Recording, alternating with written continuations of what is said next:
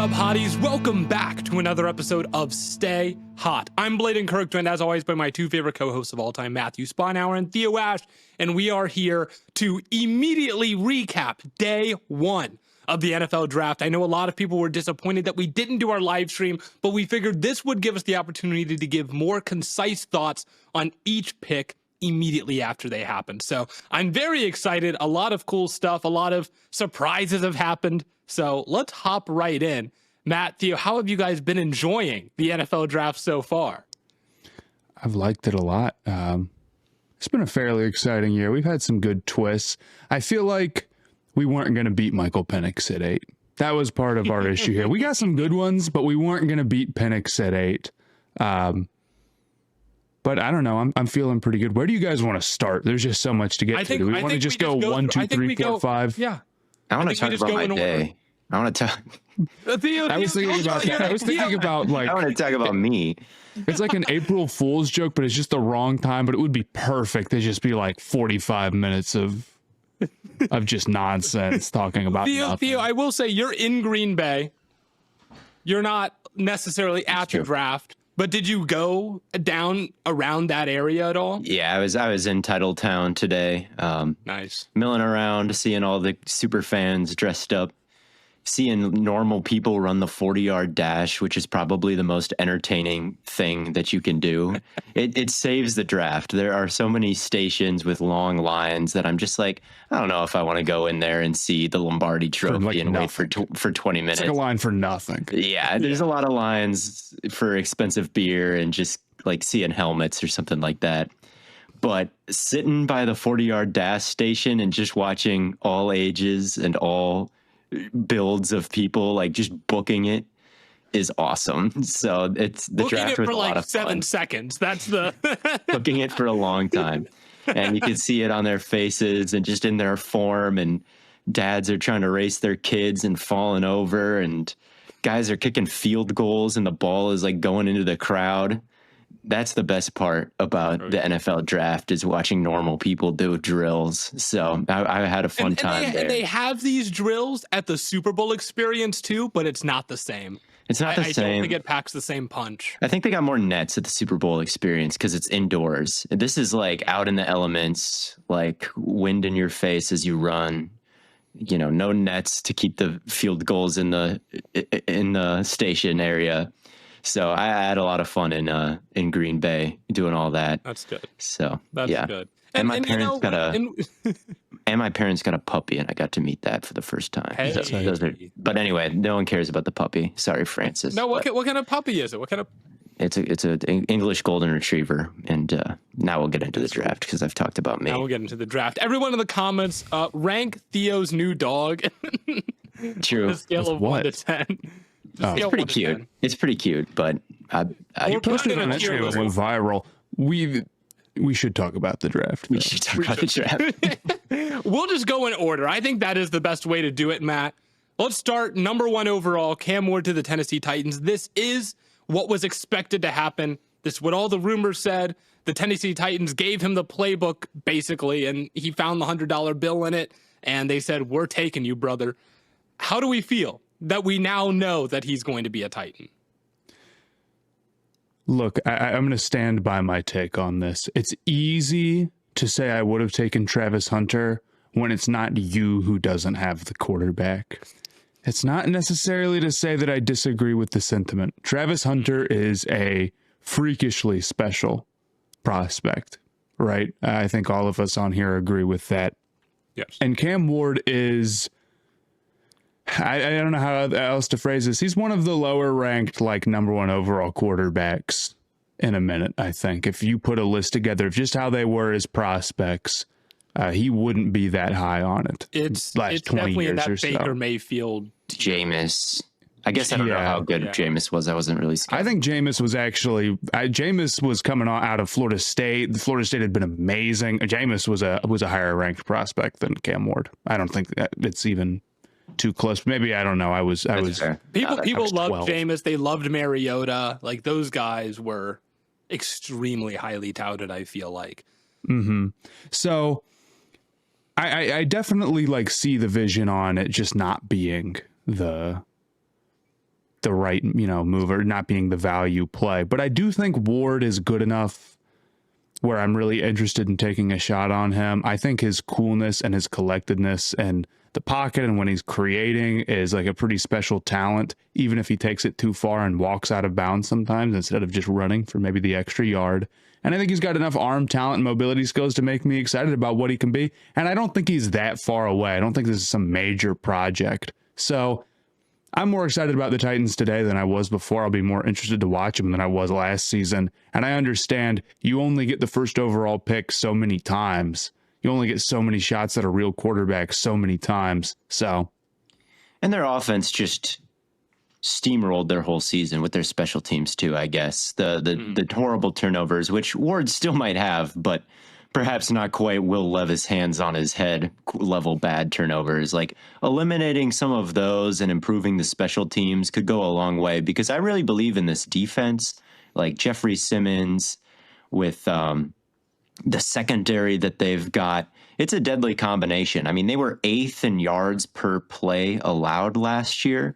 All right, so they were good on a per play basis, but they were 30th in points per game last year. And that to me screams they had to deal with turnovers, short fields because of the special teams. And solidifying that quarterback spot, perhaps it could jump the Titans up a little bit higher than they're being touted right now. Like, because I really do like that defense. And yeah, Ward can do all the in-structure stuff that Shedeur Sanders can do, I think. The step up in the pocket, see the middle of the field, throw a layered shot. I mean, he had more intermediate digs than anybody. He had more out of structure plays than anybody too. So to have that balance in his game, you can see him coming in and being a competent NFL quarterback, even though I don't think he's quite the level of thrower or athlete that like Caleb Williams was at the top of last year's draft. And because of that, I'm not sure if he'll ever rise to the ranks of the elite like Josh Allen and Lamar Jackson or even a Joe Burrow. Like he's got his issues, and I think his ceiling isn't crazy for a first overall pick, but he's good. Like you said, Matt, I believe in his aura. I believe in his mentality. I believe in his aura. I do. I've got to shout out Twitter user PFF Sucks for shouting out Cam Ward and loving Cam Ward when he's at Incarnate Word. He's not on Twitter anymore, but he DM'd me on Instagram to take a victory lap for him. So I'll do that here on the podcast. But yeah, he got better all the time. Washington State against Oregon, against Washington during their playoff run. Like, he was at his best in those games. I totally expected to turn on that Washington State film and against those good teams and have a not his fault video loading. Like, he didn't play well, he got killed. But it was the fact that he was playing such good competition and he's not as talented. But he balled out in those games. So, yeah, I think he is a lower end first overall pick. It is a B more than an A for sure. But he's a quarterback, and you got to understand it. And that's the only position that we care about. So that's the only position that exists, actually. It's the only one that matters. It's not an F. We'll get to some of those picks, I'm sure, in a little bit. But let's get to what your good old Browns did, man. Let's get to what my good old Browns did. They traded back. They did it. They just what we said no team would do. They traded back from 2nd overall, and the Jaguars swooped in. First of all, the Jaguars gave up a good bit to move from 5 to 2. They didn't do it for free. That's for sure. There's a big difference between sure hope not. Moving back. There was a question about whether or not they were going to move back and get like 3 spots of value, or move back and get 3 spots but really Travis Hunter value. And they got Travis Hunter value for what it's worth. Yeah, they definitely did. And I think in that sense, I'm okay losing Hunter. We'll get to what they actually did in a few picks here. But for the Jags to get Travis Hunter, they gave up a lot to get him.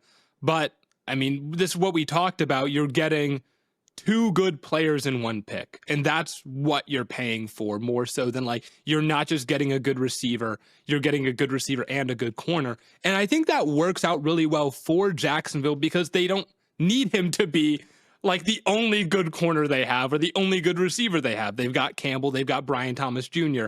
So there is, some ability for him to kind of not necessarily take plays off, but you can load manage him a little bit if you need to and kind of ease him into the NFL's speed of playing two positions.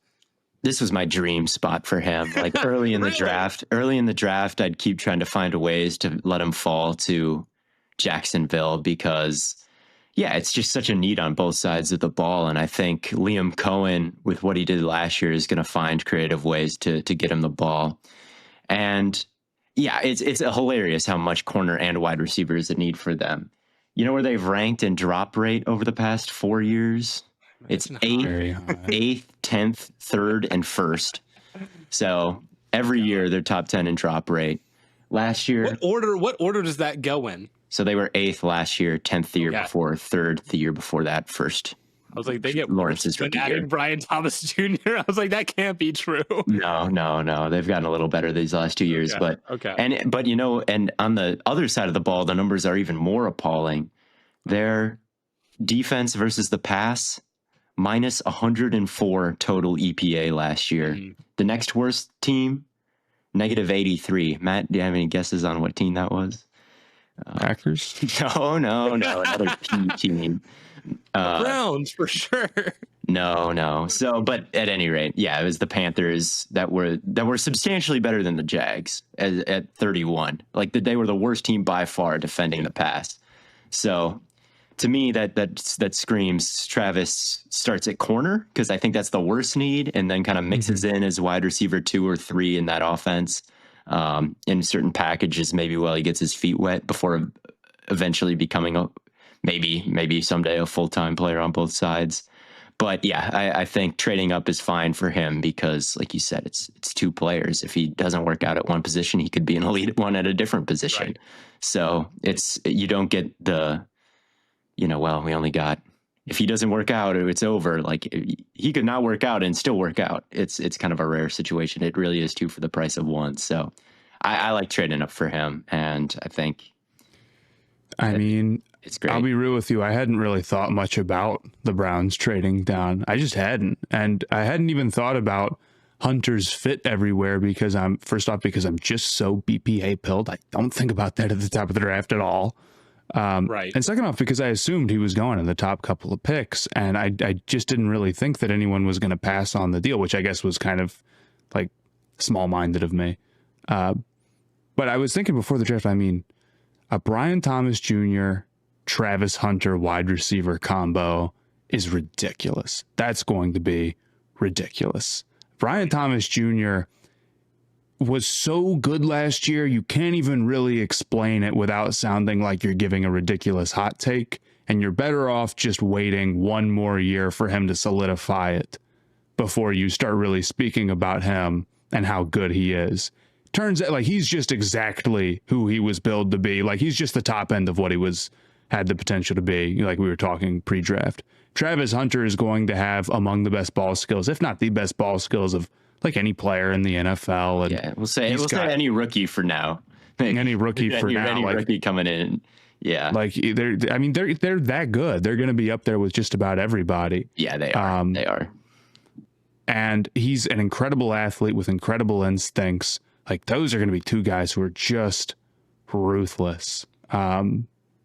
So I'm super excited to see it. I'm also assuming you're excited because it gives Trevor Lawrence a very good weapon room and hopefully Gabe Davis isn't a projected starter there anymore. I'm excited about that. They added McCary in the offensive line this offseason. I thought that's a decent addition up there. So I like Gabe Davis there. Gives you the flexibility to maybe put Travis Hunter on the other end. And defense. They added Jordan Lewis as their nickel, and they've still got Tyson Campbell. So all of a sudden, that nickel personnel starts to look pretty strong, at least in corner, safety and linebacker. We'll see still, but it's looking really great for the Jags with that pick. I think it's one of the home runs. I understand trading up isn't always good, and it's better to get more players, but I thought about Will Anderson. More players. They gave up multiple first-round picks to go get him, and the second that he turned into a really great player, it just like didn't matter that much anymore. He really Julio did change the game. was a trade up. Was another one. Mahomes was a trade up. Like, Yeah. trading up to the top 3. I mean, there are tiers in the NFL draft. There are definitely tiers, and there was a clear tier of at least of Ward, Hunter, and Carter. Hunter, right? And to get into that is in a tier of his own in this And class. We can really call it. You know, I like Carter a lot. Maybe that's me being too particular. But There's Hunter one is the other best. guy that I would put in Hunter's tier, even Genty. over. Yeah, it'd be Genty. Hunter, But the and Genty. positional value difference there just makes it an entirely different animal. I agree. Yeah. So it's fair to trade into that tier. And that's what the trades we saw tonight. We saw trades into the top 3, and then we saw trades from deeper into the second round into the first, right? Where I think there was a tier break.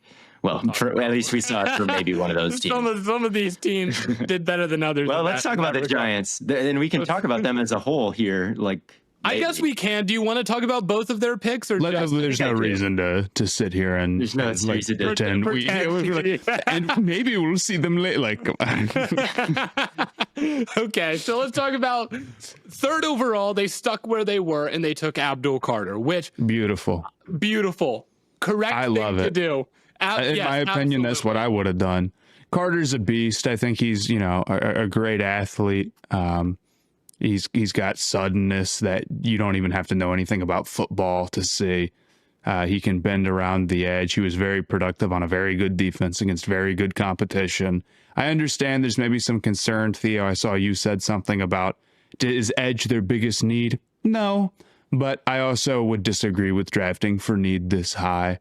Yeah, just trading back would be the only other option there. I didn't really think they should draft anything else. Yeah. And well, I think it's maybe a valid concern to be like Carter and Burns. That's a little light as a combo. I don't even disagree. I just think if Carter is the guy that he's billed to be, it'll probably be such a minor negative at that point, or you'll get so much back for that negative. I mean, yeah, you'll be lighter, but you're also going to be such a challenge on offensive lines to find 2 guys who can deal with that type of quickness. There's just not a lot of tackle duos that can handle it, right? So I'm pretty excited about that move for them. And you can put a lot on Dexter Lawrence's plate too. Exactly. So and it just gives them such a clear, obvious strength where it's like they've got the chance to be just a fantastic pass rushing unit. They were third in sack rate last season, like I said in the mock, and now they're adding Abdul Carter, which is pretty ridiculous. And yeah, maybe there's one tackle that the offense has that can go out and meet that kind of speed, but there's sure as hell isn't 2. And if one misses time, you're seriously just as good as you were before, which is pretty ridiculous to say. And Burns wasn't a bad run defender last year is the other thing. Like he made tons of tackles short of the line of scrimmage. I think he was 11th in ESPN's run stop win rate, which as a metric, I don't know about the shoulder pad trips measuring that kind of thing, but that plus the tackles made me think like, he wasn't it's not like he's a liability, and neither is Carter. He's got long arms. He can set the edge pretty well, I think. So yeah, I don't mind that pick at all. Giant fans were having a great night before the trade up. Yeah, and speaking of the other pick, you did mind that one, Theo? Yeah, I did mind that one, man. I did mind that one a lot. I promise you didn't mind it more than me. I like let me put this into perspective, okay? We've got the Giants trading up, moving up 9 spots. They gave up a 3rd round pick this year and next year to move up 9 spots. They gave up 2? They gave up the 99th overall pick and a 3rd round pick next year to move up 9 spots and take Jackson Dart, who, mind you, they were giving Jalen Hurts comps on the broadcast. Go to hell. They're first of all, right? I completely agree. And then, first of all, I can't even say first of all. I already said first of all. They take him in the 1st round. He's a worse prospect than Matt Corral. Matt Corral has still never gotten a chance. I'm like discombobulated even thinking about this, man. The Jalen Hurts comp, the Matt Corral like erasure in this sense is just, it's completely insane. It's like I cannot get behind it at all. He's just, Yeah, I don't think he was a better prospect than Corral was. And what are the Giants doing this for, you know? Like their backs are against the wall here and they take the first round quarterback. Like, are you doing it because it's the best thing for the Giants, or are you doing it to get a little bit of leeway with your guy? Like, well, Dable's never had his guy before. Daniel Jones wasn't his guy. Russ wasn't really his guy. Like, Jackson Dart is his guy. So no matter what happens this year, you can't possibly fire him until he gets a chance to work with his guy. Like, is that the mentality here where they just felt like that they needed that insurance policy in case this year went badly? Because, and I get that that they probably really do love him and his running skills, and he's more on time and rhythmic than like Jalen Milroe is, but he's just not that kind of athlete. He doesn't have that kind of ceiling. No, yeah. Yeah. I mean, I look, here's the thing. You ask yourself, how can this work, right? Like, and it's honestly not hard to imagine. Like, you make the offense like as friendly as possible, a lot of play action stuff, a lot of quick stuff where the timing is important. You know, Dart can do that. And then when you do drop back, you ask Dart to run as much as possible. You say, when things get hairy, run and just limit your negative plays and be positive as often as possible, right? And I think there's a path to like a solid rookie season there, right? Yeah. There is. And you can totally imagine that happening. But first off, I think it was ridiculous to feel the pressure to trade up. To me, there's 3-4 guys who I could say the exact same thing about in terms of like what they should do. I mean, is Tyler Shucken capable of running that offense? Is, right. You know, Shador Sanders? I mean, Milroe's kind of a whole different roll of the dice, but I don't think. Yeah, Milroe is more of like a lower floor, higher ceiling guy. But honestly, you probably would rather have the big swing. Although I'll be real with you, I'm not the biggest Milroe believer. We know, not as much as you guys, but. You know, I'll even say this much. I would rather have Dylan Gabriel. I have recently really come around on the Dylan Gabriel hype train. Like, not even like, oh, I would have waited and gotten Gabriel. I would have rather traded up and taken Gabriel where they did. Not in the first round at all. It would have been psychotic. This is psychotic. Like, I would have rather had Gabe. I think Gabriel throws a prettier football. I think his mechanics look a little bit cleaner. He's like kind of a surprising athlete.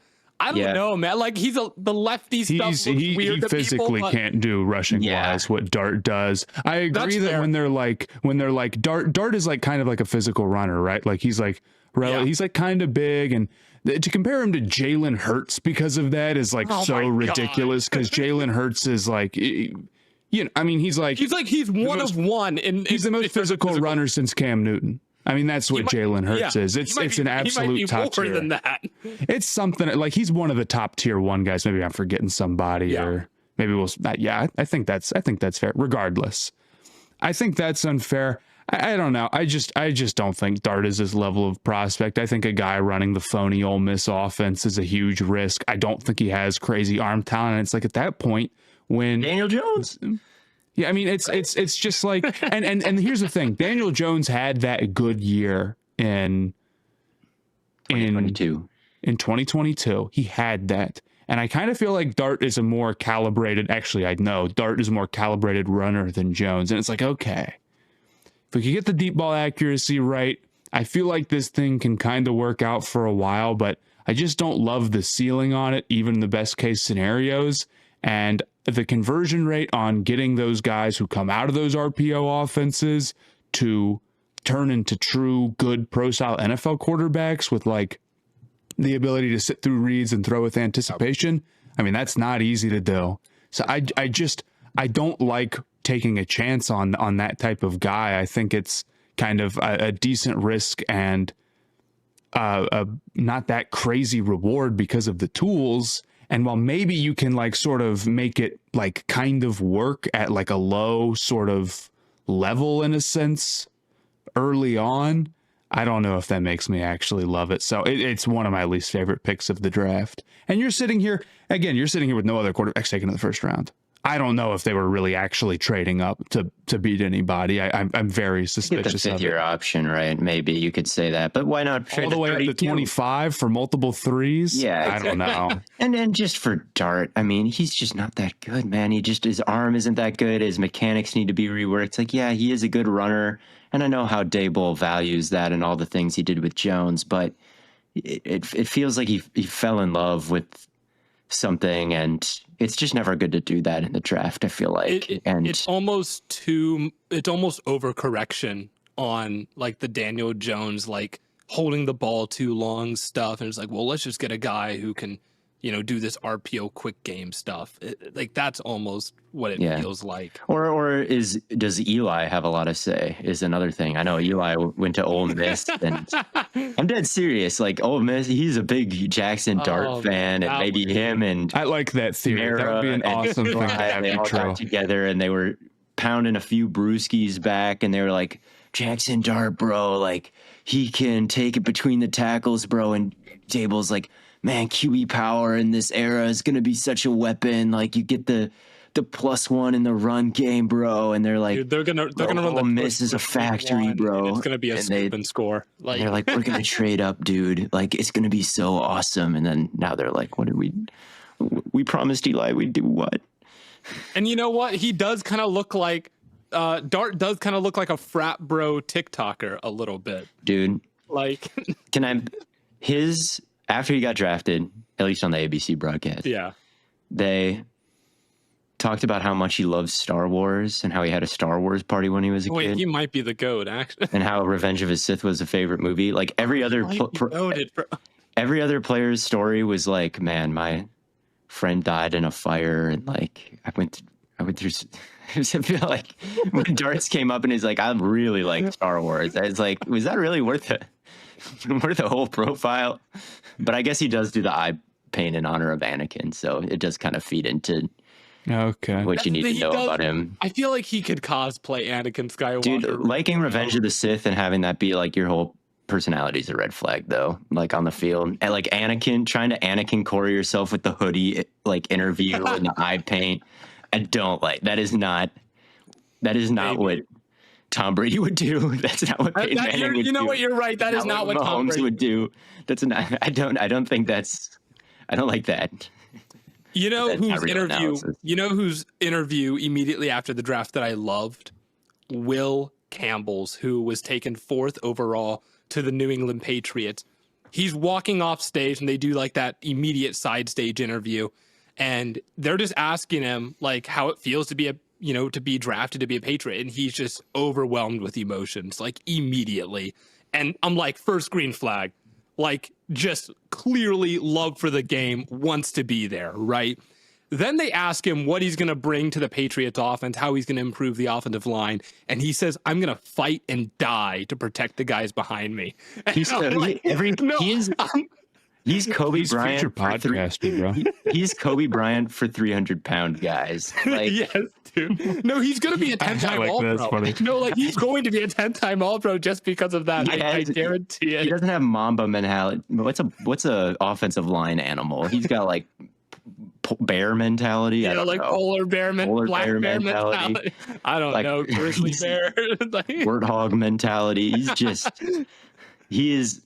Everything that comes out of his mouth is gold. He's like a South James Bond. Like he's just kind of a badass hand fighter, brawler type pick on the offensive line. I thought for sure it was a smoke screen, but I was wrong. They really went and did it, and I don't hate the move. Obviously, Simmons' medicals were concerning. He fell to the last pick of the first round, so that makes Will Campbell number 1.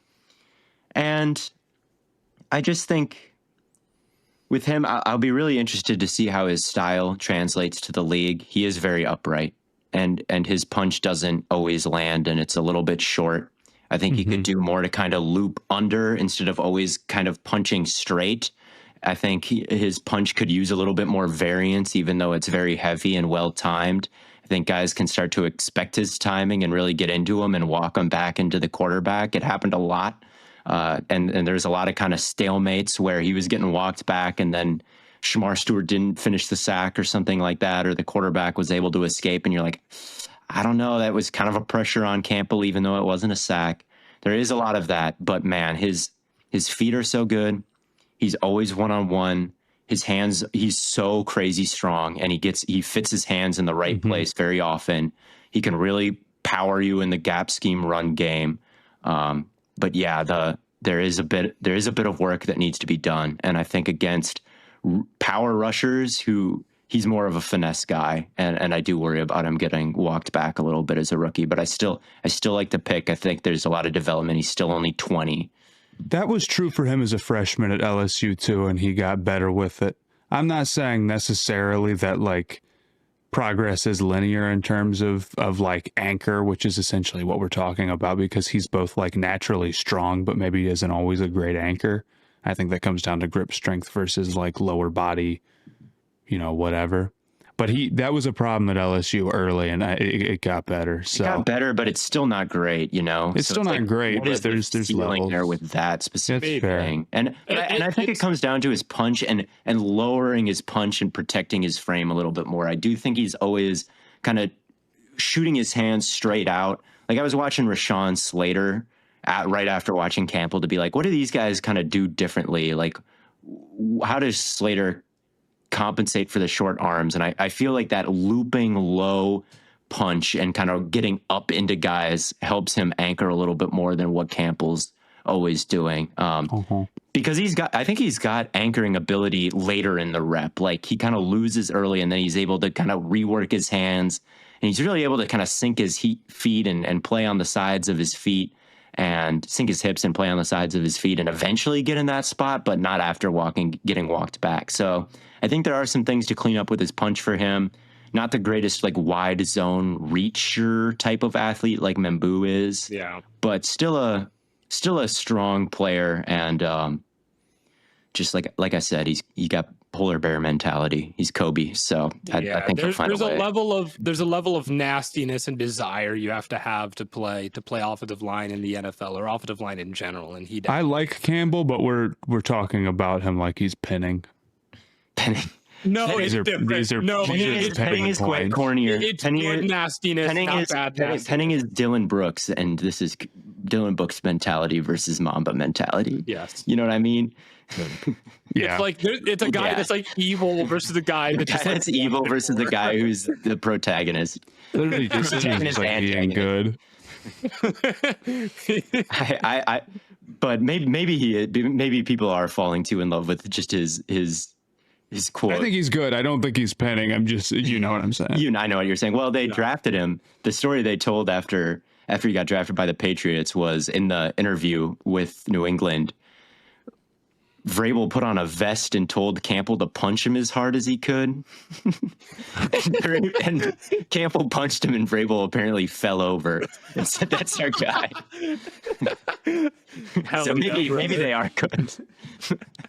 Or maybe I think Campbell's a good player. I think knocking over Vrabel is hard. I gotta say, if he really, I'd have to know Vrabel's balance.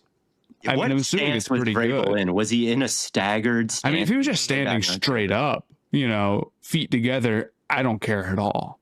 But if he was staggered and he was like ready for it, he might be a Hall of Famer. I'm telling you, man, the off the side stage interview alone, 10-time first team All-Pro. I hope Vrabel is good. I love Vrabel. He's such a football guy. Like these are just two football guys footballing it up. Love football. They just love football. They've got Drake May, soldier in the pocket.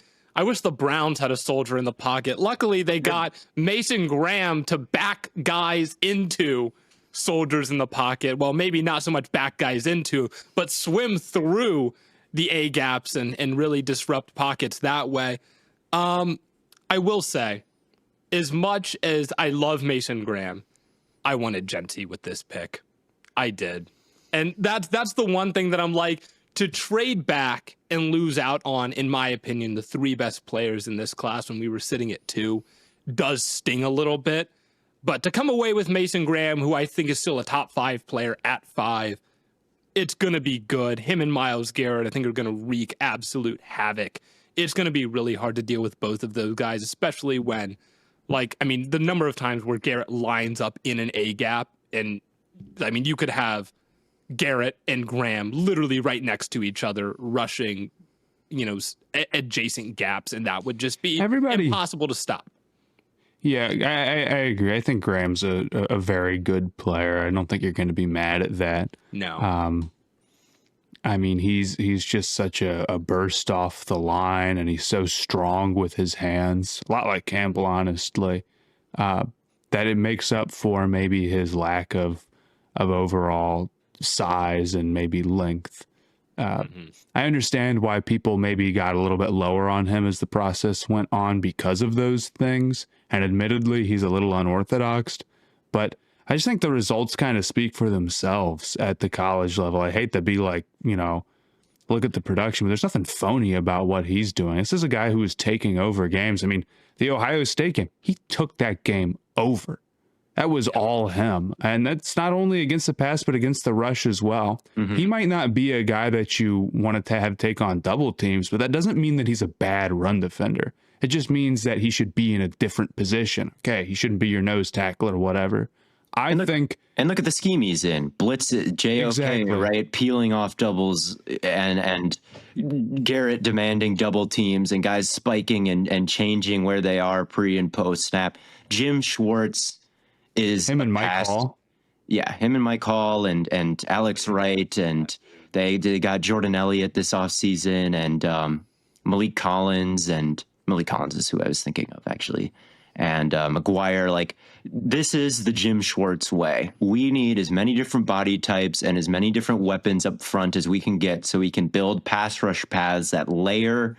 And that's why I mocked him, Carter, in my final mock, just because I'm like, I just think they'll value that more than they'll value even the two-way versatility of Hunter. Like, what are you going to do? You're going to just put him in man all game? Because that's what Jim Schwartz wants to do, right? I was thinking about that. And put him one on an island running around. That's what we were concerned about, is like, if you were to scheme up an offensive game plan to beat Travis Hunter, it would be, we're just going to have someone run go routes on him all game.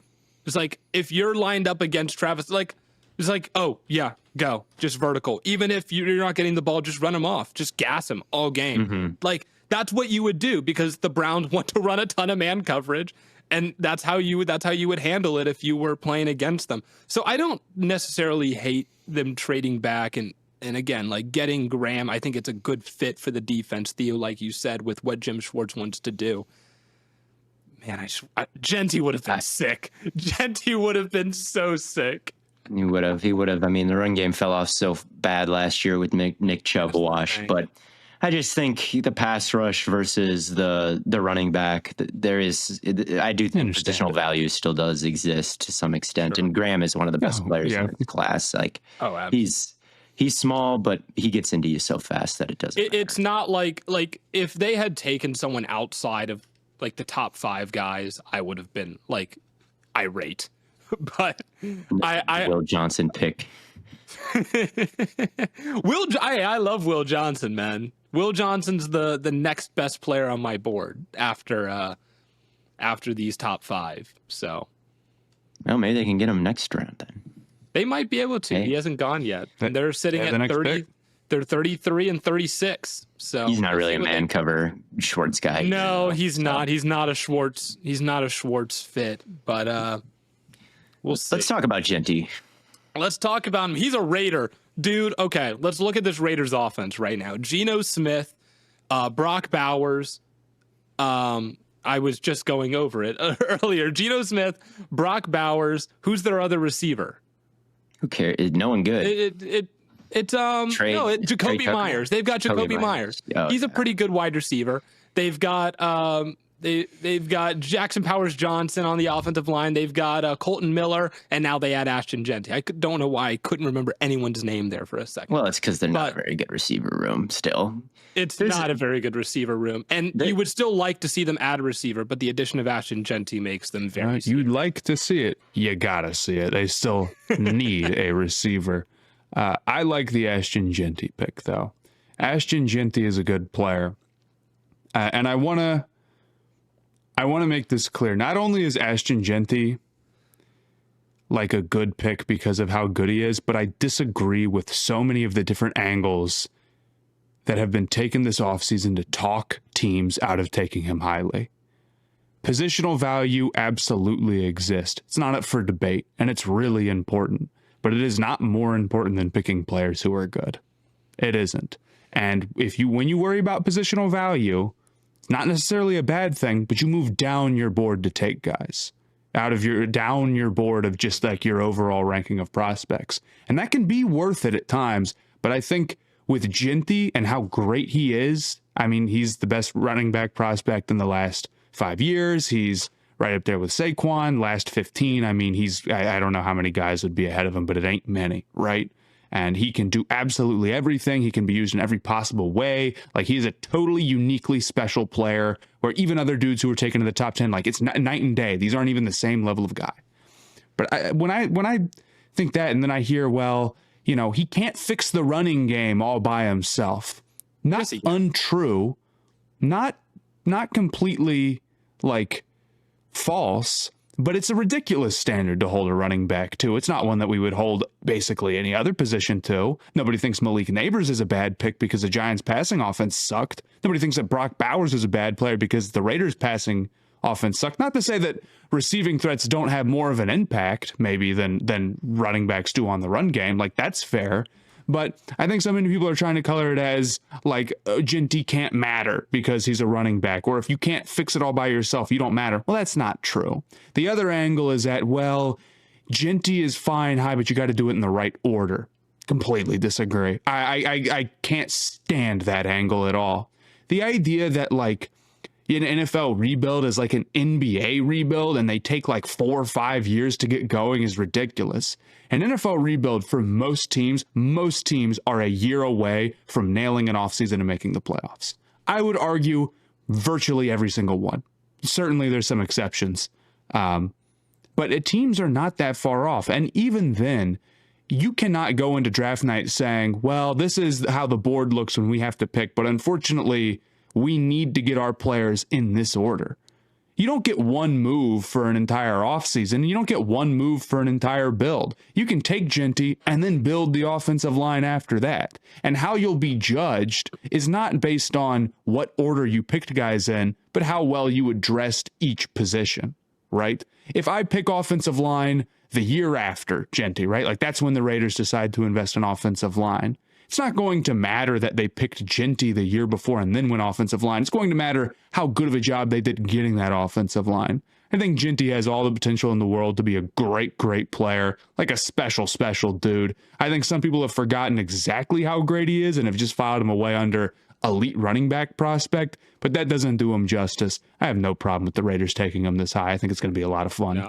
I saw Mina Kimes make a take on First Take recently, and it's one of the few times I've ever disagreed with her, where she said that Saquon Barkley was a bad draft pick for the Giants.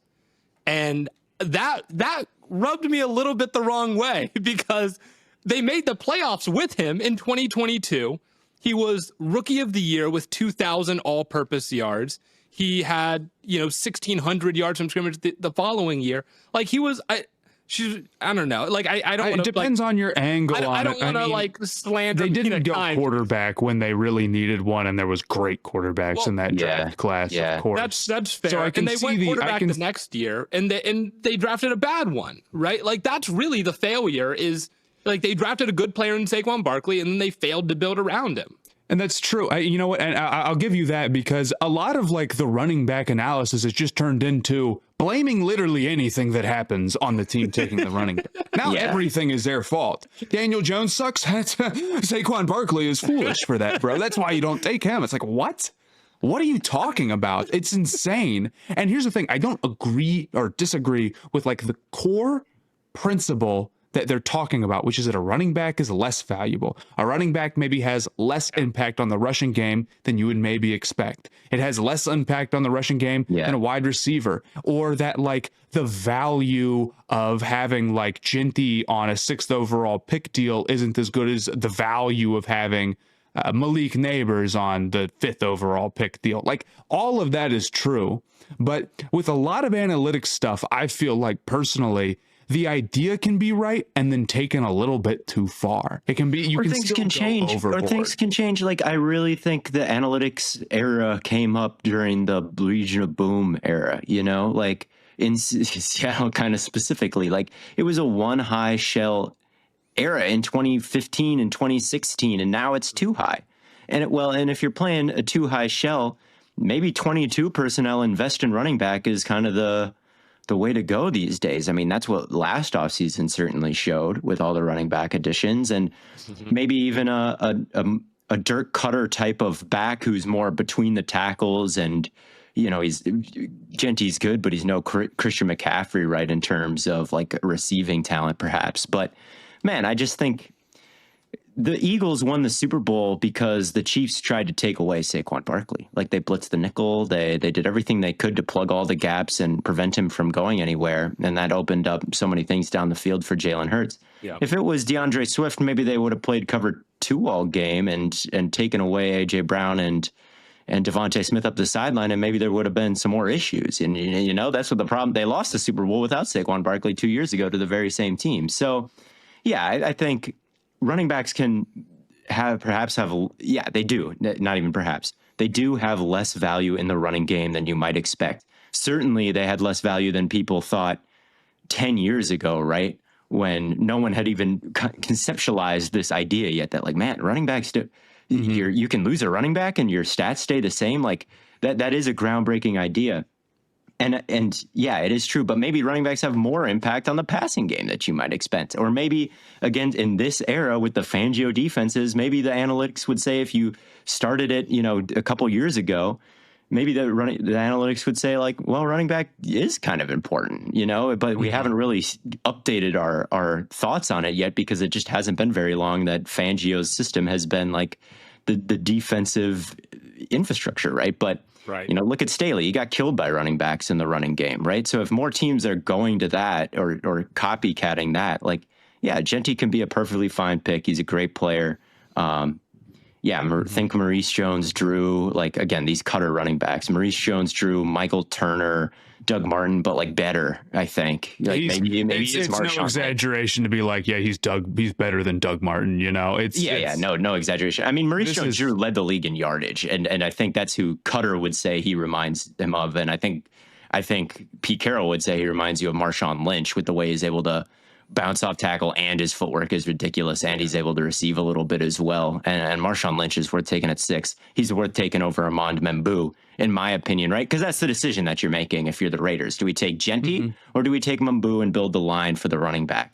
And I agree, building the line for the running back would have a bigger impact on the run game if you were able to draft an entire good offensive line in one pick, but I just don't think Membu solves all those problems. I don't think Membu is as good of a prospect. I don't think he plays big enough to, like, really for sure, like, blow NFL players off the ball. Like, maybe this is a bad take, but based on what I saw, like, he plays a little bit small, and he's a better pass protector and blocker at the second level instead of the first. So yeah, like, what are you going to do in one pick to fix the whole run game? Genty's a better option. And I live by that. Do you want to talk about the Jets taking Membu here at 7? Yeah. I mean, Aaron Glenn coaches this team now, and Membu has very similar measurables to Penei Sewell. It's kind of same weight as a shorter tackle with shorter arms. He's a bowling ball, right? With great first step explosion, insane speed, like really good balance and footwork to pass protect. So yeah, like, run zone, wait for that cutback block to develop behind Membu, and then go the other direction while he's downfield. Like, you can totally see it when you think about who the coach is and maybe what the direction they want to go with the run game. Is he their Penei Sewell? Maybe, but I don't think he's as good of a prospect as Sewell was coming out. So we'll see if he develops into that or not. I'm a little pessimistic about it, but I see the logic. I see the fit. I see what they're seeing, and it could be right. But I see what they're saying. I think there's a lot of, when we talked about, our offensive line episode, I feel like the consensus was there's a lot of wiggle room just because a lot of it comes down to like scheme fit in some capacity. So I get liking Mimbu here, but he would have been my fourth offensive lineman behind Simmons and Banks here. And so that's kind of the one thing where it's like he wouldn't have been best offensive lineman available for me. He wouldn't have been best player available for me. So it's hard to like really fall in love with that pick. Mm-hmm. Yeah. Yeah, I didn't love it, but I understand the fit, and I understand a lot of people are high on. So if you're Jets fans, listen to another podcast, because there's plenty of people who love Armand Bembou, and they get all the way in, and they're like, damn, they really just like skimmed over my guy. If you're a Jets fan, don't create an echo chamber for yourself. Continue listening to Stay Hot. If anything, listen to even more. Yeah, I don't hate Mimbu as much as you guys, or maybe I'm not quite as low on Mimbu as much as you guys. I mean, I get it. I agree the play strength has got to take a little bit of a step up, but he does have pretty crazy tools. And he moves really well. So I understand it. He might not have been my pick there, but I thought it was a fine selection. They need right tackle so bad. Yeah. They need right tackle so bad. So I get it. And building the line's never a bad move. So I don't think it's no Penix pick or anything shocking like that. I just wasn't the highest on him, but I understand it. Pick 8. Ted McMillan is a Panther. Matthew Sponhour, how are you feeling? I felt very good. I actually really like it. I got really excited when we were getting up on it. It seemed like the Panthers were locked into Walker, Tet, or a trade down, and I was like, or Graham if he had fallen to 8, and I was like, I'm kind of gonna get behind all of those moves. I'd be a fan. I won't lie. There was a point in which I thought we were going to trade down to like 14, and I'm like, oh, that would kind of be like the perfect sweet spot to move down to. So I was a little bit disappointed in that. Yeah, but and you could have gotten Walker if you did that. We could have gotten Walker, would have been really cool. But honestly, I think Tet's a really good player with a really obvious skill set in terms of how it can translate. He's got the size. He's produced in college for a long time and early, which totally does matter. I'm a big breakout age believer, unless it's somebody I like, in which case they are the exception. But he's got really great ball skills. It's easy to close your eyes and imagine Bryce Young down the sideline to Tet, right? And how well he was placing the balls there at the end of the season, combined with somebody who's a big body and can box dudes out, and even if it isn't perfectly placed, can make a play on it. I'm really excited about it, especially since, no offense, like Leggett was really struggling in that department last year. I know there's some Panthers fans. I got a lot of people tweeting at me concerned about going receiver instead of defense. I won't lie to you, defense is a bigger need, but I 100% believe that at the 8th overall pick, you cannot be thinking about what your biggest need is. The Panthers have also worked to address defense strongly and still have time to do so, right? If you box yourself into saying we have to go with this side of the ball, that's only going to make you draft worse than if you say we want whoever. And in the long run, you will only care if who we got is a good player, not what position that they play. Years from now, it won't matter. I remember last year, I'm not trying to call out Raiders fans because a lot of them were on board, but there was a subsection of Raiders fans who didn't want Bowers because they just spent a premium pick on Mayer, and it's like not really that big of a need, and it's not like the biggest positional value. And when he ended up being good, it didn't matter. That's not to say that Tet's the level of prospect that Bowers was, because he isn't. But it is to say that the important thing is connecting here. And I feel like there's a good chance that the Panthers did. Also, like, I feel like I can get myself pretty excited for their offense next year. Their weapons can get really good in a hurry. Really, they're so young, so it's a little bit of a mystery box. Like, well, this could be anything, right? But they're young, but they're promising. I like Tet a good amount. He's got a lot of good signifiers. All the people that I respect are high on him. When I watch him, I'm like, yeah, I see the vision. So I'm like, okay. It's like, it seems like he's a solid pick.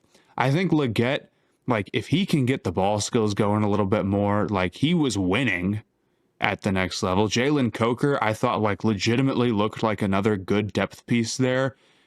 Sanders, I thought, really did start to look good down the stretch. Dowdle is your backup running back. Dowdle is a good backup. Like the running backs are really good last year, and Bryce at the end of last season was legitimately awesome. He was great. So there's a lot of positive signs. Of course, I totally agree with you, Theo. There's going to be fans who get like too locked into like, well, everything was going good, and that's how everything is just no trajectory changes. No one Peaches ever and like cream. breaks out and then like you know how it goes. Yeah. But I'm really pumped to watch him. I want to see what they do the rest of the draft. Of course, if they can nail a couple of other defensive picks, then I'm gonna get way too excited.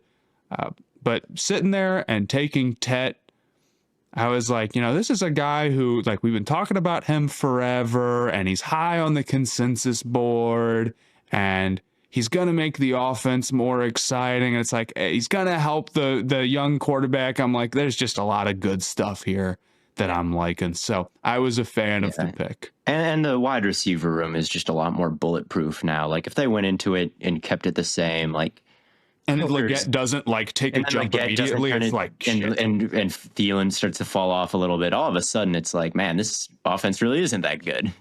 But with Tet there and everybody getting knocked down a peg, all of a sudden it's pretty hard to poke any holes in. I mean, they're so big. Everybody's such a great route runner. Coker's 6'1", 214. McMillan is 6'5", 212. Leggett is 6'3", 227. I mean, there's not a lot of corner rooms who can match up with that kind of speed and the quality of route runners that they all are. So yeah, it is a mystery box. We can't for sure know that like Leggett's going to develop into some like beast or anything like that, or even that Bryce isn't going to slide back to where he was more at the beginning of the season. We don't know that, but I do suspect that it's going to be good behind an offensive line that's pretty good. So, and they're all young. You know what? I think you're spitting. Yeah. And I think the Panthers will end up being vindicated in not going defense early the way the board has fallen. I mean, Will Johnson still available, Demetrius Knight still available, Carson Twessinger, Mike Green, Donovan Eziraku. Eziraku didn't go. They should trade up and get him. They should get him, man. They should sit, actually. They should sit where they are, and everything should work. You should trade back and get him. But, you should trade back and get him. The Saints take Banks, 10th overall. The Saints did take Banks. I was beautiful. I was honestly pleasantly surprised by that. I mean, obviously, it's like you've got a huge hole at tackle that's opened up now, and there's not a ton that you can do. And their left guard situation's bad too. I think he actually might be a guard. Whichever he plays. I do like the Saints kind of not trying to like go for some big swing to fix it all here when they're like one of the few teams where it's like, dude, you're just not going to be good next year. It's just not going to happen probably. If Derek Carr's out and it's Rattler and like everyone's banged up, I don't mind it. They really could have like done something crazy and taken Dart at 9, which is basically what the Giants did with their trade up. But yeah. But yeah, I'm proud of them for not doing that. I'm proud of them too. I think he adds some diversity to their run game. Like when Clint Kubiak's in town, there becomes a very specific type of offensive lineman that you need with the wide zone, and we saw that with the Seahawks taking Zabel, which we'll talk about. Right, that you become so wide zone pilled that might be all you can really run at a high level. And they can still do that because they have Eric McCoy and they still have Fuaga, who are really, really good at that specific play. But, that's not what Kellen Moore was running last year. He wasn't a pure wide zone team. It's QB power, right? It's pulling linemen. It's, getting guys. It's down blocking and getting guys like Juergens out in space. Like there's a lot of different things that they could do. And Banks is just a different kind of flavor, I feel like, than Fuaga, if that's who he's next to. Like he's power at the point of attack, right? He's power at the second level and connecting. He's a big, broad body who's, first step explosion isn't that crazy, but I still think he's a good run blocker and balanced pass protector as well. I like this pick too. It's a meat and potatoes type of pick. Nothing sexy, nothing splashy, but solid. Yeah. So Saints fans, sorry, we don't have that much to say. I mean, it's an hour into it. We got less to say, but we shouldn't have so much to say about any of these teams. Some things need to be said, but yeah, we can move on to pick number 10. Colston Loveland to the Chicago Bears. I love this pick. I know some people are kind of like, well, did they really need to get another tight end? But I look at Loveland as being one of the more quarterback friendly receiving options in this class, a guy that's always getting open, a guy that's great after the catch. And when I look at the Chicago Bears, I'm like, well, what would be the one thing that would make their offense better other than like adding a running back? And it would be just having a guy who is just able to get the football in a pinch and do something with it. And that's exactly what Loveland adds in my eyes. I see your vision on that. Yeah. I don't know. I there is a level of like a tight end at 10 who is like just not a blue chip guy is crazy. And this guy went higher than Bowers, you know. That's a lot. But I don't disagree that Loveland, like he's really crazy getting in and out of his breaks for a guy his size. It's weird to watch. And he's somebody who has experience lining up out wide at Michigan. And, you know, you can have Kmet there and still use him because of that. So it can make some sense. And if Ben Johnson is in love with him and like wants another weapon to use, I think there's a good chance we look back and say, yeah, that was kind of high, but it's not the end of the world. But especially in like a class that isn't super, super crazy good. I don't know if it would have been my pick, but I also don't think he's a bad player. And that's kind of how I feel about it. I might have taken Egbuka over him is my thought, Egbuka. but I think it's still a really nice move.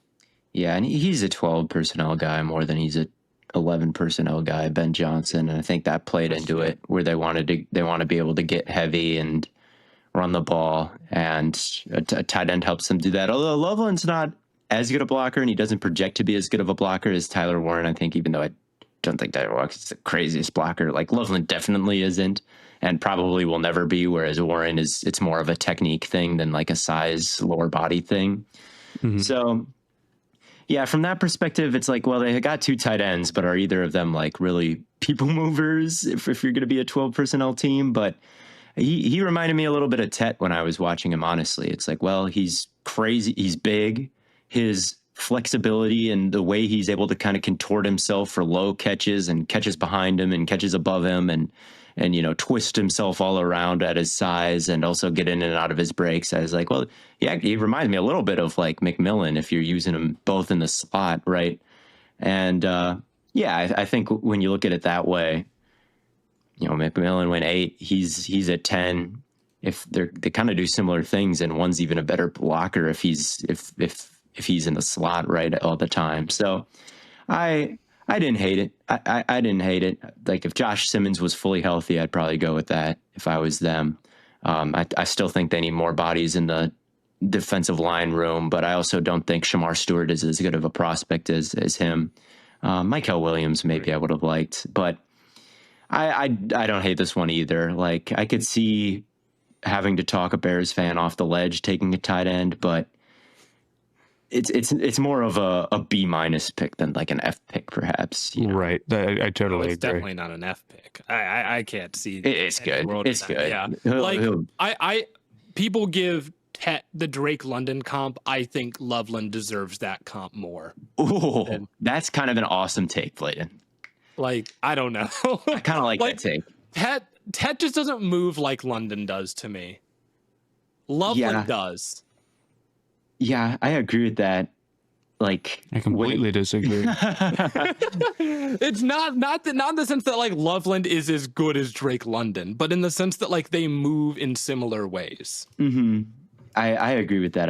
I think break wise, he's a little bit better than Tet, like getting in and out, which is kind of weird. But Loveland's crazy with that stuff. Yeah, he's really nuts with that stuff. Yeah. But you know, he's also a tight end who can't really block that well, so he can't win on the outside. Receiver, yeah, he can't win on the outside like Ted maybe could. Well, actually, I don't know if that's true. Loveland is pretty good. No, because Loveland's good, but like Tet is better at like a truly like high point contested catch. I would rather have Tet one-on-one ball in the air, but. It makes sense they go in a similar spot, is what we're saying. Like they're not so far apart as receiving prospects, and they were the number 1 and 2 receiving prospects off the board. That makes sense. So, Theo, you said you might have taken Michael Williams here. Michael Williams was the next pick to San Francisco. Dope. Shout out. I mean, it'll be interesting to see him in Salah's scheme, which is he's going from a scheme where everybody kind of fits together in a pass rush plan with stunts and Jalen Walker blitzes and the front changing constantly after the snap from an even to odd or vice versa. Now he's with Salah, and none of that shit is going to be happening. It's going to be pin your ears back and get after the quarterback, as it always did. 4-man, wide 9. Mm-hmm. So we'll see how the scheme fit is, because last year his get off wasn't great. Michael Williams, his bend wasn't great.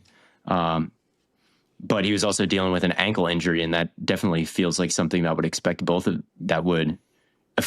of those things extremely severely. Yeah. And as the season went on, versus Texas, he started to see, like in the championship game, like that, he started to see hopefully the real Michael Williams. And maybe he can kick inside too for them. 3 technique. He's a great run defender, which is what they need. You look at their bodies right now outside of Nick Bosa, it's nobody's. All right. It's Yetur Gross-Matos as a starter. Panthers legend. It's not Panthers slander, Matt. That's not, that is not on your team anymore. Yeah, I won't say for your Gross-Matos. Panthers legend is not the. It's who is it? Kevin Givens, Jordan Elliott. I said he was on the Browns earlier. Jordan Elliott, Browns. I'm mixing up Malik Collins and Jordan Elliott. Apparently, wait, was Jordan Elliott on the Browns at one point? Yes, he was. Okay, yeah, that was my mistake. But yeah, so desperately, they needed front 7 help. They needed run defense help, and Michael Williams provides that. And we'll see what kind of ceiling he has as a pass rusher. But I could see that not being great right away. Yeah, that's my only concern, is like the pass rush ceiling. But as a run defender, yeah, man, he's as good as it gets, really. Absolutely. We got to move on to the Cowboys, because they had one of the crazier picks of the first round. Got the wall of Tyler. Dude, they got 3 Tylers. That was funny. Do you remember in my FanDuel mock, the crazy one with like 97 trades? I had the Cowboys reaching on a guard and taking Gray Zabel. And then they did exactly that. That makes sense, because they could move him to center and put BB like that. That would be less of a shocking pick than Tyler Booker. But it both would be shocking. It's just like I wouldn't have taken either of them. You do have to zoom out with this one and be like, this is a guard who was like 30th on the consensus board, who has like athleticism and mobility questions, and you took him at 12. That's why this is a shocker. Marcus Bosher has got to be. I haven't checked his Twitter. He's got to be suicidal. The thing is that I don't like. It's kind of like the Loveland stuff, except I think it's way crazier. But like, I don't hate Booker. I do think that the RAS score is built to screw guys exactly like him, who aren't that fast but are more strong. Like, you are getting what you pay for when you're getting someone here with less mobility. And yeah, he struggles to move, but people struggle to move him. He's a wall, and he's incredibly strong. And that makes him not only like really solid in pass protection, which he is, but also like a real people mover in the run game. If you want to do certain things, right? Like, yeah, you don't want to get them out moving, of course. Duo. But yeah, you're getting duo, you're building double teams. Yeah. He's going to be a real problem. So there's a chance that and I think it's a good one, where it's like you look back and you're like, well, they got a good player. They connected again. They found a way to get another guy, and there's worse things than that.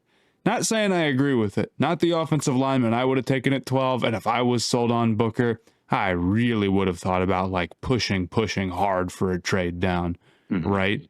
But it's easier said than done, I suppose.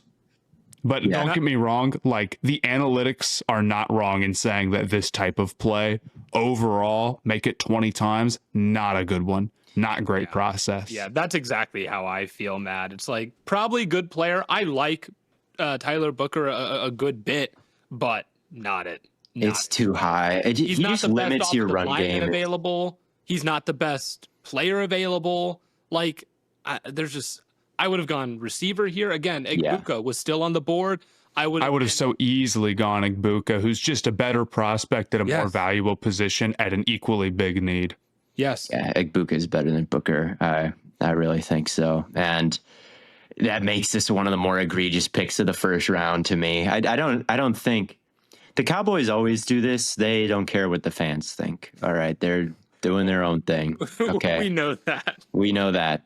We know that. They're not taking the sexy pick. And it worked out with Tyler Smith. Like, that wasn't a sexy pick, but I also remember watching Tyler Smith and thinking that he was kind of a crazy athlete, and I thought he was a lot even stronger than Booker was at the point of attack and the way he was able to bend, and I didn't think he was as limiting in the run game as Booker was, and they took Tyler Smith lower than they took Booker, much lower in the first round. So I don't see the value here. I think you could trade back and find a decently like filled out frame, pass protecting guard later. I really think, man, Egbuka and CD would have cooked, dude. They would have cooked. Dude, I know. Would have cooked. Do you know how nasty Dak Prescott would have been so happy? I know. And so who are they going to throw? Like, I know there's second round receivers. There always are. But man, but here's the I think there is a kind of a teardrop like after Igbuka. And I don't know, man. Like, Golden's in that tier, right? Right, Blaiden? He would be in the next tier after Igbuka for me. But I know it's late. Blaiden's very tired. We'll talk about the Packers here. We'll talk about the. I don't know what I'm saying.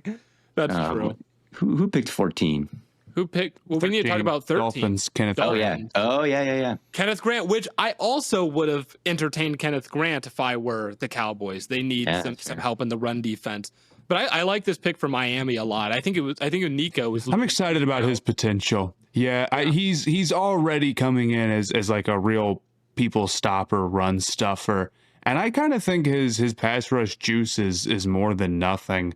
Yeah, definitely. You know, like he can get off pretty quick and he can really grind and move guys down, and like he just moves crazy for a guy his size. It's kind of he's a unique type of player, and as Howie Roseman says, that's the type of dude you got to target in the first round. Oh, yeah. Plus, you need to see Miami get some size, get some bulk at some point, and start changing from a track team to a football team here. So I like it. And defensive tackle was a huge need. It was a huge need. I mean, explain to me how the Dolphins aren't going to be the worst team in the league next year, honestly. Like, I was looking at how bad their needs are. It's like when this pick first came in, I'm like, how is it not an offensive lineman? They're starting Liam Eichenberg. He's the worst player in the league. Oh my God. And Austin Jackson and Patrick Paul are their tackles, like that's really bad. That's a really glaring need. And then you think, well, who are their corners? They got Kader Kohu and Storm Duck out there. And who knows who else, because they're about to trade Jalen Ramsey away. It's like, well, that's a crying need. Is Storm Duck the greatest name of all time? It is. And then you think about their safeties. It's Melifonwu and Ashton Davis. And then you think about their defensive tackle. It was Benito Jones before this pick. So really, when you think about it, they had the luxury of going best player available. And Grant probably wasn't that for me. But when you look at the size and quickness, you can see how he would be maybe some teams. And I'm excited to see him and Sealer cook up. That's a really good defensive tackle duo. And at least you'll be able to hang your head on that. As opposed to taking, who's the next best offensive lineman after Booker goes, right? Like, that's a ton of offensive linemen. Banks gone, Booker gone, Maboo gone, Simmons hurt, so maybe not on their board. Like, I get it, but man, there's no saving the Miami Dolphins right now. I didn't realize how dire they are right now, man. I'm looking at it now. I had no idea. Tyreek Hill and Jalen Waddle and Tua and A-Chain are going to have to all be MVPs. And taking Jalen Wright is hilarious, dude. Yeah, it's nuts. But the Colts. They took your boy, Matt. They took your boy, Tyler. I'm shocked it wasn't Fannin first off. It should have been, man. Could have been. Could have been. They don't know what they're doing. I see Fannin throw a 40-yard dime versus Penn State. He big dog Tyler Warren right there with that throw. Oh, did he? Well, I liked the Warren pick a decent amount. Again, like tight end top 15 is a pretty big bet, of course, but this is kind of a weaker draft class, and I'm excited about Warren. I think he's got pretty good ball skills. I think he's like really crazy after the catch. I could totally see them building a lot of the offensive game plan around him. And while I understand that's maybe not alone what can make a guy a high draft pick, it is super exciting. He's also got the tools to block. I know he wasn't necessarily the most consistent with it at Penn State, but he, it's a totally different level from like Fannin, or whatever, or a lot of these other guys who are like going to be pretty pure slot, big slot, like receiving threat type of guys rather than sort of an inline, right. It's a technique. Eating lobsters with the monsters type of dude. So I thought it was okay. I don't entirely disagree with the point about like, he's not going to be Brock Bowers. That's just not going to happen. And like comparing where Loveland even and Warren, who almost are like two completely incomparable players outside of the fact that they just both played tight end.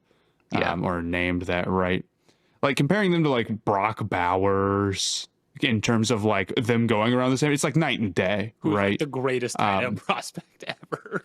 Yeah, just so I am a little worried about like, man, how much do you have to feed Warren the ball? But I think he's got enough down the seam, and as a guy who can just be sort of like a threat underneath that you have to respect so much.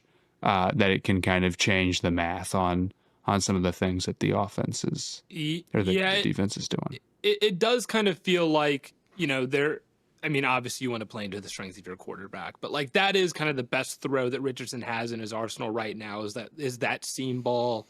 And then like just being able to hit some easy button stuff to someone other than Jonathan Taylor would be nice. Like you don't really have that, like another receiver that you can just like throw a screen to and ask them to go pick up, 10, 11, 12 yards for you. And so I think Warren does give you access to both of those things in ways that you didn't already have.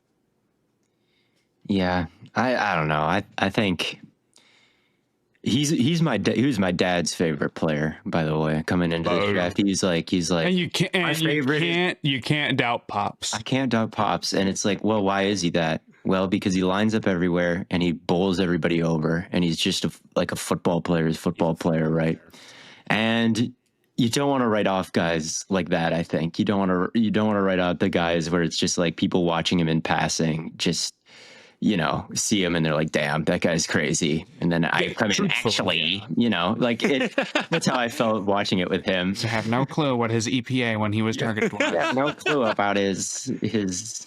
At the end of the Oregon game, he was running some really slow crossers. I'm sorry, but he was. He was. I do think he's pretty slow, and the blocking does need work. And I'm worried about the Colts offense just getting kind of too gimmicky with him. And I'd rather them draft really any of the players that went after him, like Jalen Walker, Walter Nolan, Stewart, Zabel, Egbuka, Barron.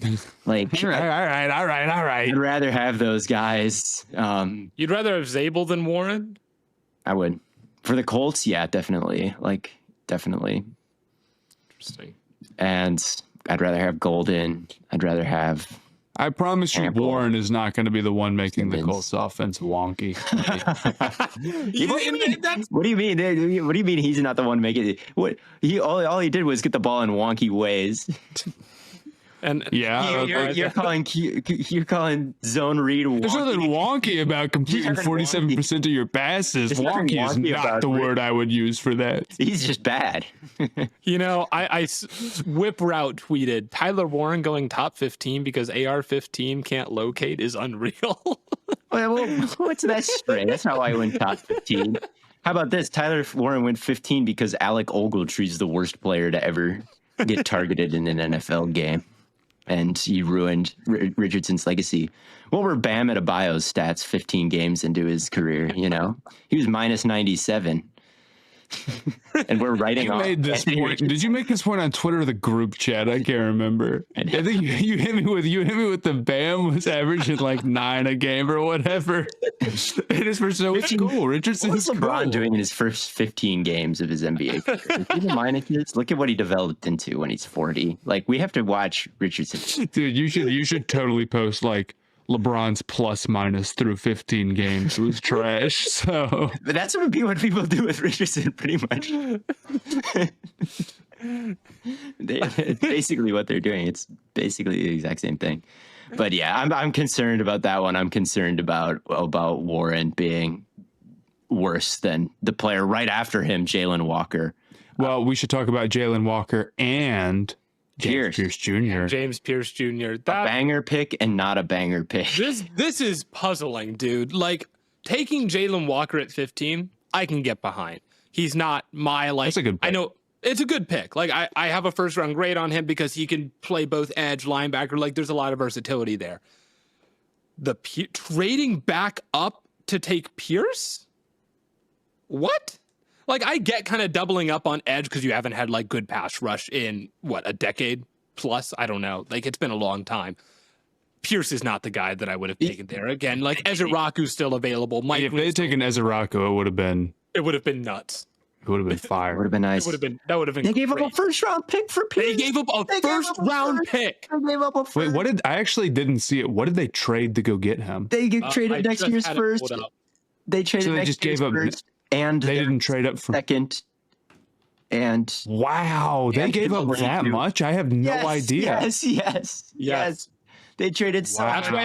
That's why everyone's freaking out. For like So the Falcons 27, right? They gave up a 1 and a 2 for The 27. Falcons get 26 and 101, and they gave up picks 46, 242, and a first next year. I don't know. I don't know, man. It's a lot, The Falcons did it again. They had the craziest pick again, giving up a first. I mean, the picks right after them are the Ravens and the Lions. Like that's the type of team I guess they're expecting to be next year if they're trading next year's first for this year's 27, right? I mean, they were already I second guess to they last really in love draft they really love Pierce is what they're thinking. I'll be real with you. I don't hate Pierce as much as you guys. I see the vision on like the pop that he's bringing with the long arms, and he's sort of unorthodox, and I know he's kind of stiff, but it works. And he's him and Walker on the same teams, just sort of like flying to the ball the way that they do, and like closing out the way that they do. And they're both versatile. One blitzes from off the ball, and one can really drop from the line. Like I can understand how that cycle could be kind of appealing and how they fit together. Mm-hmm. But there's got to be concerns. I was too passive on how much of an issue it would be when we did our edge video, but like being like a power winner at 242 in the NFL is going to be like, you are the one of one total outlier. Like you are the only guy who is playing like this and maybe who has ever played like this. It worked in the SEC and it gives me some hope, but it's hard to deny just like how strange the way he plays is. Yeah, and that's what it so is. It's stiff. strange. He's so stiff, and that's the thing that really just shocks me is how little he can bend. And he does have a lot going for him. Like I really like the way he gets from foot to foot in Euro steps. I like the way he balances while getting pushed around. I think his run defense did improve. Again, kind of weirdly good dropping into coverage. He makes some cerebral plays, like sniffing out fakes on fourth down, and like there is a lot to like with him. But yeah, again, like 240-pound guy with no bend and like limited moves. It's not like he's a savant like Ezeraku. Like he's got power in his hands, but it's not like holy cow type of power. Like there are some reps where like Shamar Stewart throws somebody and you're like, oh my God. Like he doesn't have good that power for a guy of his size. Yeah, exactly. So he's useful and he's funky. And I think with Raheem Morris, that skill set, like you think about what they did with Michael Hoyt, right? Like they'd drop him, they'd rush him, they'd move him all around. Like like James Pierce Jr. can do something like that and maybe not even get killed. And again, pairing him with Walker, who is sweet. Okay. Like I love that guy. He pops everybody. He's always winning at the point of attack. His closing speed is unreal. He can tackle. His contact balance is awesome. Like he never gets knocked over, even if he's getting like, he'll be like a pseudo 3 technique where they'll be in an odd front. And then he'll like walk down from his linebacker spot and like kind of play that 3 technique, but it's not really a 3 technique, but he's lined up in the same spot and he gets double teamed the same. Like he kind of like gives up ground and then slingshots off the guard and gets back in the play. Like he's just, it's tough to see how a guy like him fails at the NFL level. It's like, man, he tackles, he hits, he's got real pass rushing moves, like just a nasty swim, push, pull. He can bend a little bit. His first step is crazy. Like I would keep him off the ball because I think he's too small and without enough bend to be a full-time edge. And they just drafted Pierce. So yeah. I think the plan is to keep him off the ball. So as an off the ball linebacker, like the size and the short arm concerns start to go away. And you're just left with like a kick-ass guy in the box is how I feel. And yeah, I love that pick. Although they do kind of have someone who's a little bit like that already on the roster. So like Ellis is a little bit like that, but you know, I'll still let it slide. I'll still let it slide because I like Jalen Walker so much. And I think he could have like a 10 sack, 100 tackle season, which Luvu fell short of last year, but he's kind of a souped up Luvu. And like the last guy to do 10 sacks, 100 tackles was like James Harrison. And that's kind of an intriguing comp, but like there's so much to like about Walker and Pierce and how they fit together, but not enough to give up next year's first and a second and more. I mean, they were already limited on draft capital. They were second last in draft resources coming into the draft this year. And now they give up more. Like we were talking about them and the Vikings as teams that were like primed to trade back. Like if someone were to trade back into the first round, they would be the teams to potentially give up their pick just to get more resources. And they're giving up more resources to move up in a draft where like I already feel like they're much further away than they think they are.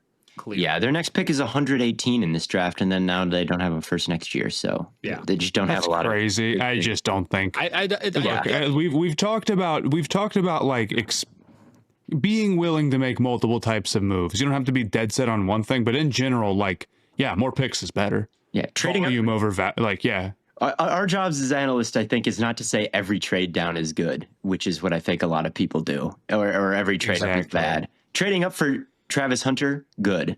Trading up for Pierce, bad, in my opinion. Trading up for Dart, bad. Trading up for Dart, bad. Right? A first round pick to move up from what, like they were probably 46 to 27 is nuts. That's nuts. Yeah, they gave up. Nuts. I mean, did they give up more value than the Giants did to get Dart? Oh, way more. I mean, like, that's what I'm saying. Yeah, way more.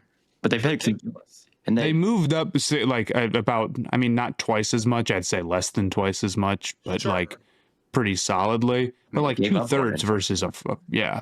So it was a ridiculous one. But let's keep moving. That was crazy. Next pick, another defensive player, defensive line, Walter Nolan to the Arizona Cardinals. I don't hate this pick. I've seen a lot of Cardinals fans really want corner here. And that was... I like their corner. I don't hate Thomas. I like I don't hate their corner room. This was probably the bigger need, but that's just kind of where my head's always been at for them is like corner, because it feels like all Cardinals fans want is a corner right now. I like this more than I kind of like they got a bunch of young dogs in their corner room. Like I kind of like there's Max Melton there. There's Starling Thomas, who I like, Garrett Williams, who I like, Bryant in the third, and they'll be all set. Their safety situation next to like Buda's getting old and Jalen Thompson's not like a great starter. Like that, I could see them going Barron and putting him like there maybe or something like that. But I'm totally fine with them going Walter Nolan. They need more pass rush. Sweat's not enough. They've been the worst defense for the past several years. And now they have Campbell and they have Walter Nolan and they have Sweat and I think that's going to be good. They've got a rotating stable. I kind of like Nolan. I'm a little bit concerned with some of his technique stuff, but there's no denying just the way that he like everything is so like condensed up with him. He doesn't like, I don't play know, long at all. extend or whatever. He doesn't play long. And then that makes it tough to really control anything and like make serious moves a lot of the time. But he's a very good run defender and he's a crazy athlete who's got all the tools. So I feel like there maybe is some floor there, and then you can try to build on top. Yeah, maybe they tell you to maybe they just need to tell him like, hey, stick your arms out, and then all of a sudden he's Aaron Donald, because he was crazy productive at Ole Miss without much technique at all. That's the thing. It's and like that's how explosive he is, and his contact, but like no one can really push him around. His effort is off the charts good. Like oh yeah, it's just the rep can be going on for 4 or 5 seconds, and he's just beating the guard, then the tackle, and then the back as he loops around on a stunt. Right, as you're one after the other, he's going crazy. He's a wrecking ball. So even though I do think his like he could be like a 40 run grade PFF guy, you know, like if he doesn't stick his arms out and he doesn't anticipate, like he's so worried about beating the guy in front of him's ass that he doesn't realize there's a combo coming, right? And he just gets like embarrassingly blown off the ball. Like I definitely see reps like that in his future. And so I'm worried about that, but man, like he really has the tools, and he doesn't have to contribute crazy right away because they'll have Campbell, 40-year-old Calais Campbell for a year. And yeah, I like the swing. I do like the potential here. I understand. Yeah, I think it's pretty solid pick there. We actually had a three sequence of defensive players back to back to back. Shamar Stewart to the Cincinnati Bengals. This is not a pick that I love as far as like if you're going to go edge. I think Eziraku makes more sense here. I think again Mike Green makes more sense here. Even though maybe you'd say, well, they kind of already have like Hendrickson, maybe they don't need that kind of a pass rusher, or even like I would have loved Jahad Campbell as a linebacker for them. So I feel like there's a lot that they could have done. And Stewart brings something in the run game that none of them do. I will say that maybe bringing that up is getting away from the only thing that matters, which is BPA. But I don't know, like the thing about Stewart is that he's kind of like a hilarious enigma of like the tape really does seem very good with him. It's undeniable. Yeah. He has like a not unserious, I don't know, bag of moves at points. Like his wins seem really concise, and there's times where it's like that might not quite go down as a pressure, but it was a great rep. Like we watched them together, like we know how it is. But the production is hilariously bad. He had 4.5 sacks in 3 years. That sucks. And it's one thing to be like, this guy only had 6 sacks. Dang it. And it's another thing to be like, this guy had 4.5 sacks in like 40 games. It's just impossible to not care about that a little bit. But truly, like, this is a great athlete who's fantastic against the run. And is a total physical specimen and then just like can bend more than you'd expect somebody his size. Like if things could come together for him, he can be a really special dude. His ceiling is higher than any of like the lighter guys, I guess, because of that. But yeah, you're taking a little bit of a risk there. I'm always very skeptical of taking project defensive players because I think they're harder to hide. Like an offensive guy is just like you can throw them out there and like scheme around what makes them good, what you want to utilize them in. But if a defensive guy is like, if it's like, oh, well, this guy can't get sacks, well, it's like, okay. Well, they can't really target someone who doesn't get sacks. I mean, I guess they can slide Hendrickson's way, and that's what they'll do no matter who they picked. Yeah, that's fair. But like, I don't know, like especially in the secondary, defensive line is one thing because that's like, that might be a little bit harder to exploit, but like just in general, I think defenders are easier to target if they're projects. And I guess you can like drop back more if the pass rush isn't good. You know, I guess that's targeting the pass rush. So I like this pick though at 17. I mean, Stewart is a good run defender, a great run defender. And I think about what they had with Sam Hubbard last year opposite Trey Hendrickson.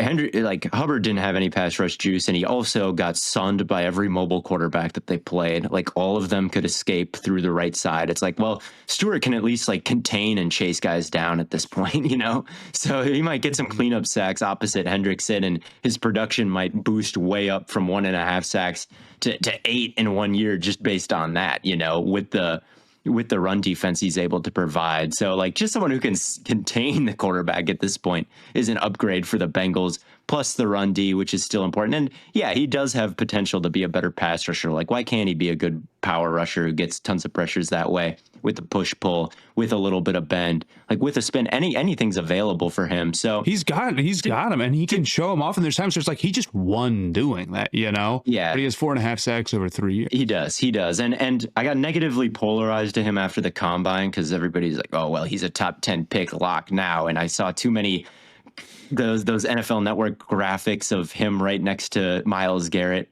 and the same ones.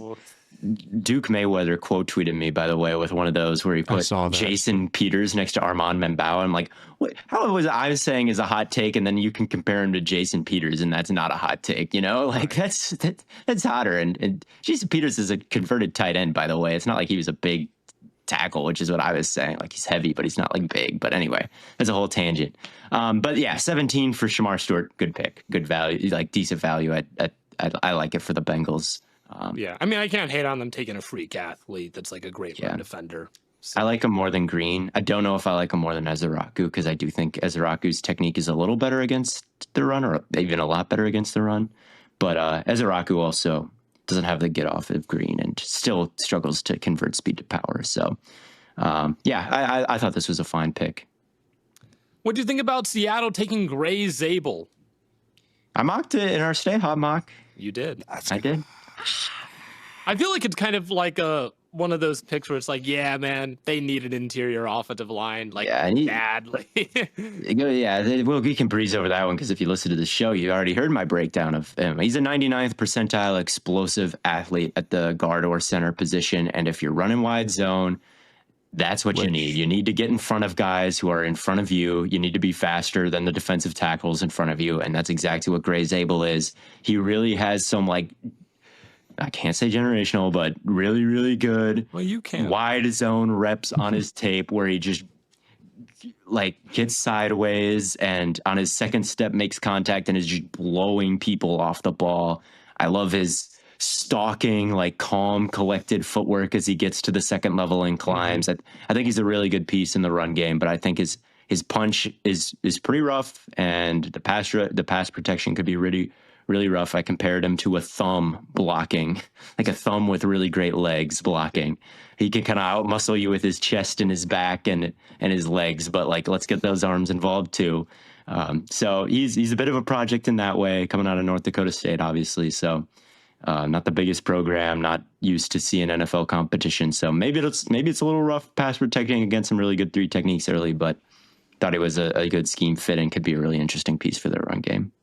Yeah, super versatile. I like it a lot, but not as much as I like Emeka Egbuka, the first Buckeye off the board to the Tampa Bay Buccaneers. Matt, wide receiver. I didn't like this pick. A terrible pick. Yeah. Don't want this guy in my division. Oh, I didn't even. I was like, what? No way. No, but yeah. No, look, Egbuka's a beast. We can sum up what we think about Egbuka pretty quickly here. And it's that he played in the slot a lot, but it probably had a lot to do with the fact that Ohio State has 1,000 receivers who are all making $1 million somehow because Brian Hartline is the GOAT. This guy could have gone pro last year. And of the guys who returned, he is among the highest in terms of where they would have gone. He easily would have been a second round draft pick, if not a first last year. And the thing about him is that actually my favorite part of his game is his ability to release and get off the line very quickly. And the fact that he deals with contact so well on top of that means I feel like he's actually incredibly well suited to play outside. He's somebody who's always on time because both of those things, that makes him very quarterback friendly. He's got very good hands. And while he's not a crazy athlete that gets Twitter hype about you, he is a very good athlete. Plus, I don't mean to scout the helmet, but with Ohio State wide receivers, this is obviously a different thing. These are some of the safest bets that you can possibly get. Working with Brian Hartline for years and years clearly does have some sort of impact on these guys. There isn't any question about that. And he's somebody who takes blocking very seriously, too. Just all around, this is a guy who's been a pro before he even got drafted. Does Tampa need a receiver more than anything else? Maybe not. But you know what makes Tampa like really exciting? The fact that they've been loaded at receiver. I think working to stay like that and picking a guy who, I mean, I'm pretty confident he's going to be a solid, pretty good player and really has the potential to be like awesome, honestly. I don't think he's got some like, well, all he can do is be 1,000 yards, sort of like borderline that guy around. Hey, if they get receiver. another guy that goes 1,000 yards for a decade, being a borderline 1,000-yard receiver guy is not always a bad thing in Tampa Bay. In fact, they appreciate it more than maybe any other fan base. Mike 1,007-yard Evans. So I hate this pick because it's really good for Tampa. I think they did a good job. And they're a team to me that understands like you just got to connect in the first round. You just got to, it's okay to hit a single, take something that's as sure of a bet as you can get.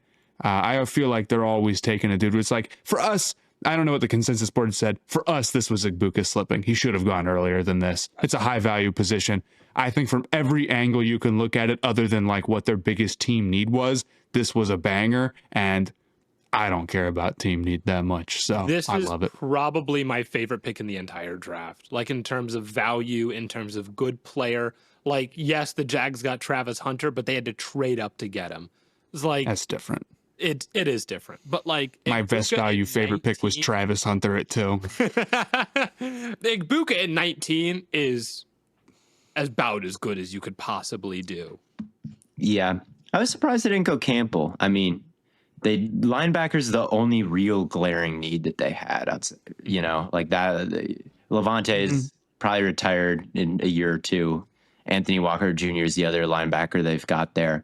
Every other position you could say they're pretty good. Vea and Cansey, Reddick and Yaya Diaby, Tyke Smith, McCollum, Winfield, Whitehead, Dean, right? Offensive line good, receiver room already good, running back room obviously. Quarterback?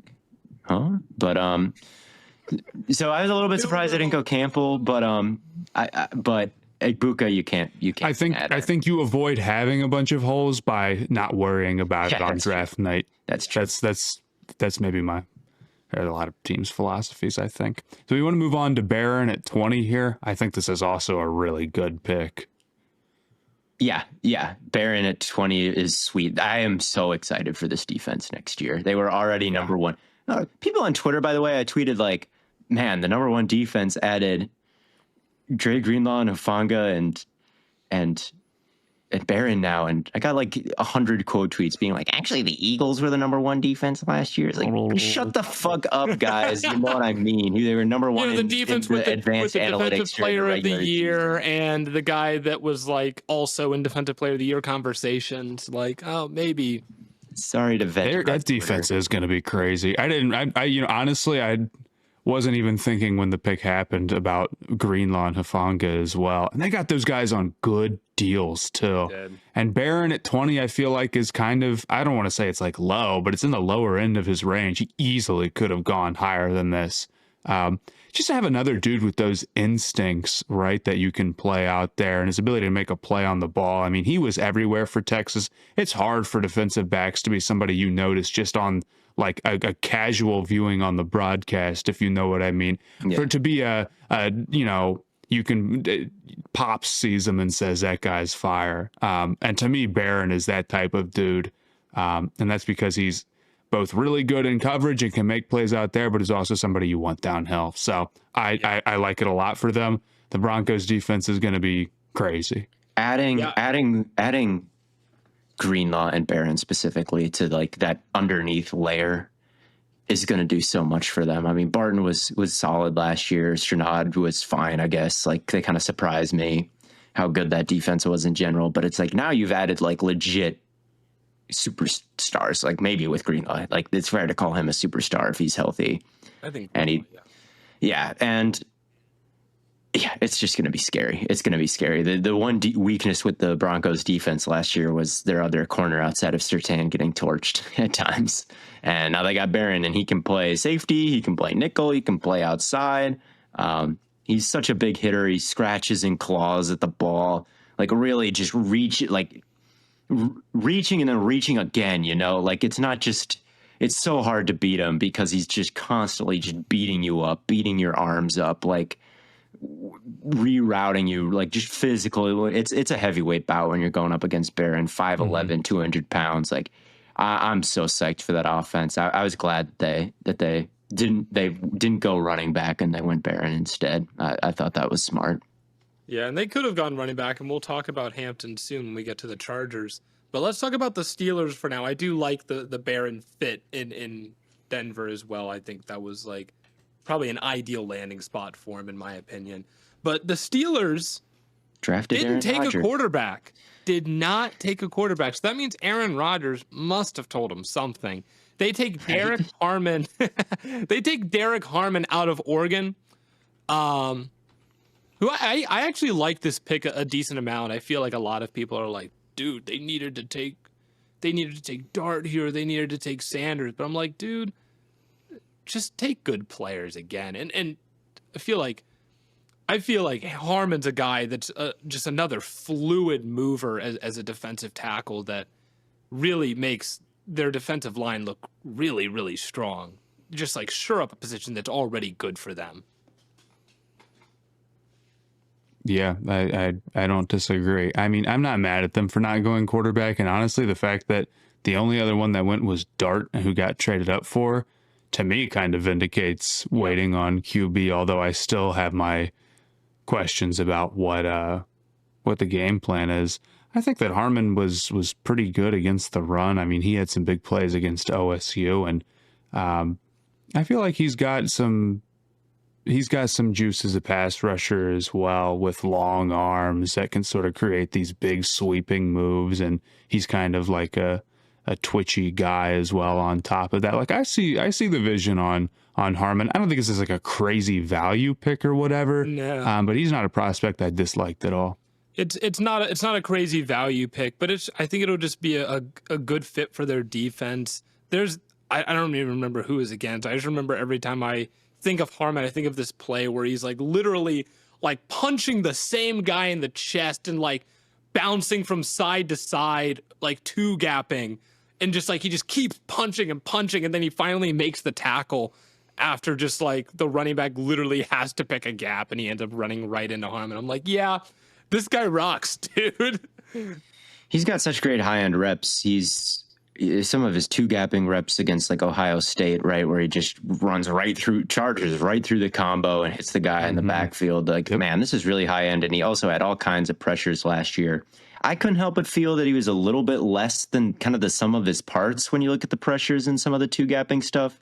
Like there were just a couple of reps where I was like the Penn State game, for example. I'm like, he really didn't have a great game that whole time. And he's getting reached, and it's like, well, he's not winning super quickly, maybe, and he just couldn't tackle was his biggest issue. Like highest missed tackle rate among the defensive linemen in this draft, I think. So, like that all is like, man, you really see the high end reps, and you really see the ceiling, and you see him at 3 technique wearing 55, and he's so big, and you're like, is this guy like Mason Graham jumbo? Like I could really understand like seeing him and thinking that based on the tools that he had.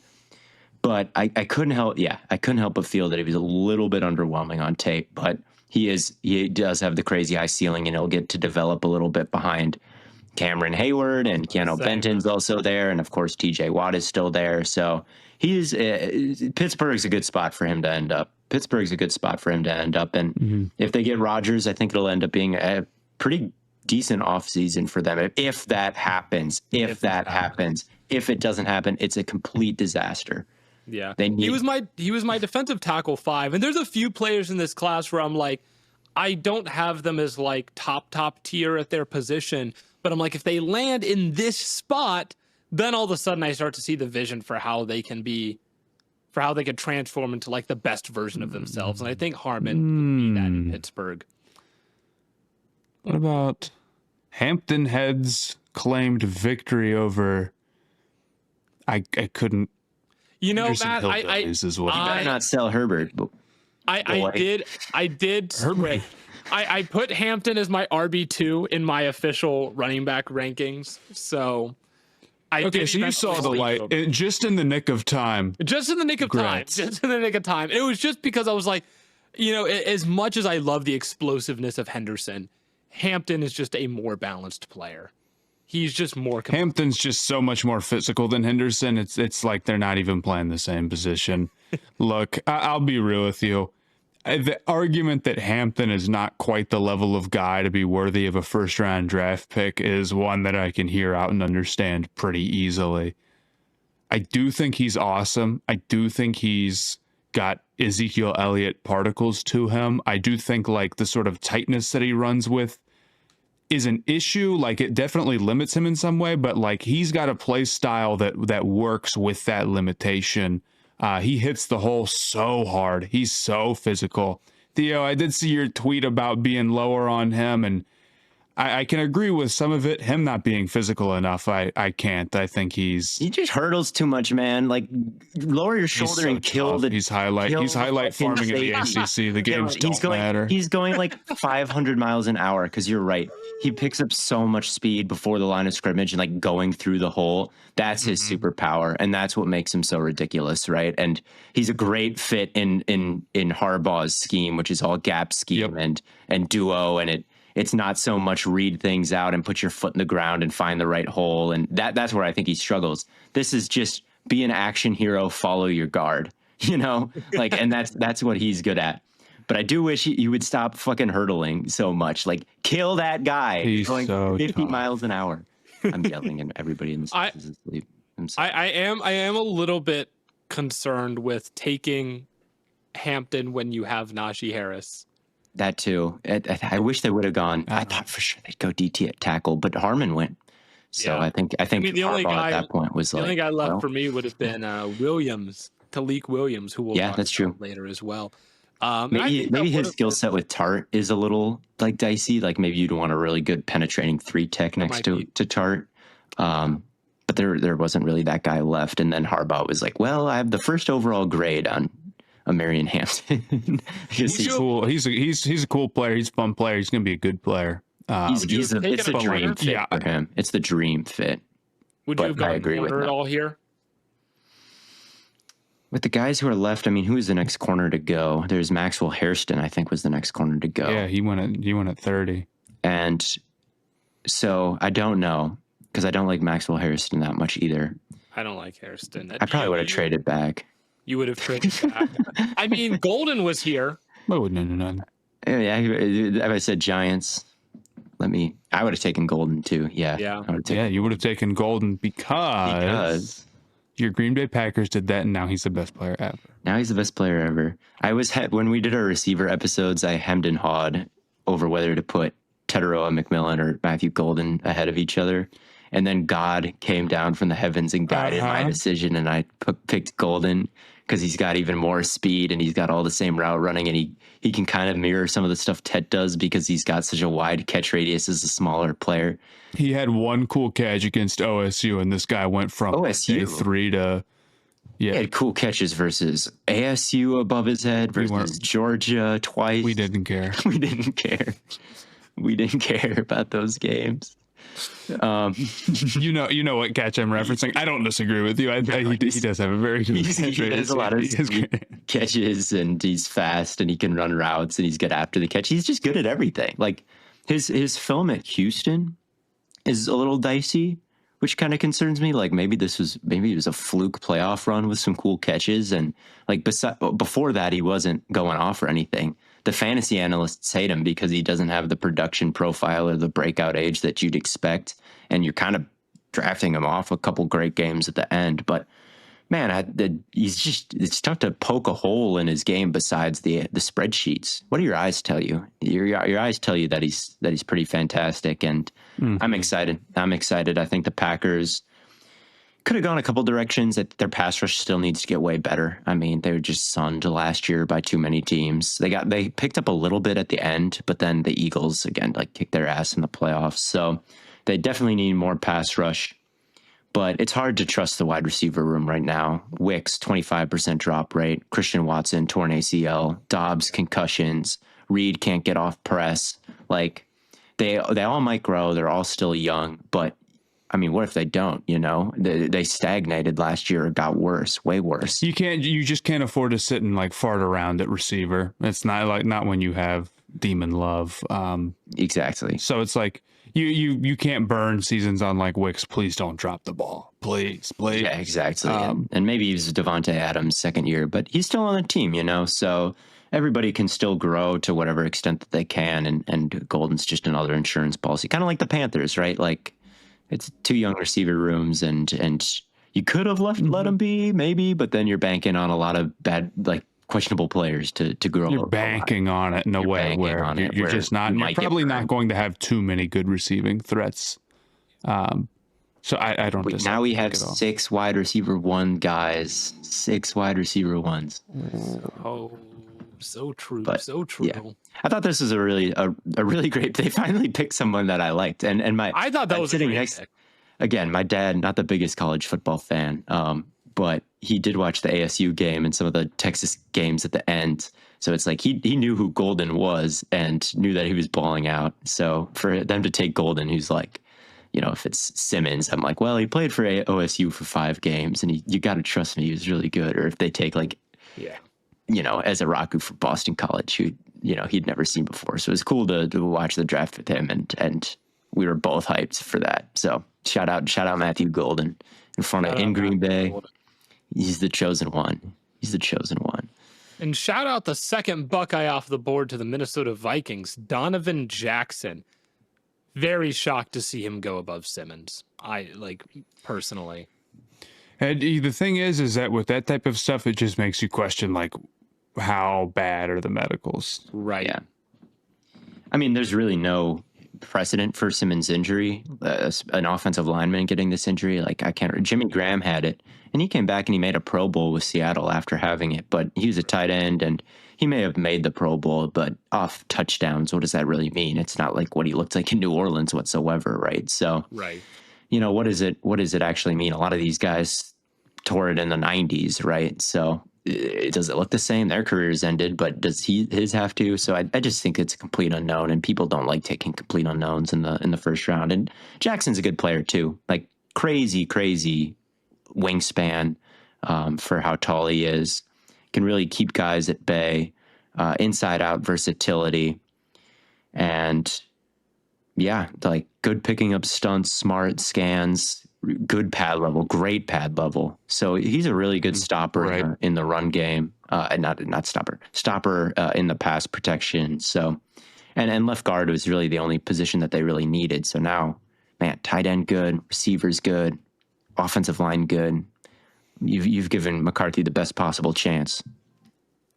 Yeah, no kidding. McCarthy is going to have one of the best situations that any young quarterback has walked into in terms of just the talent around them, at least in terms of how much they've invested, right?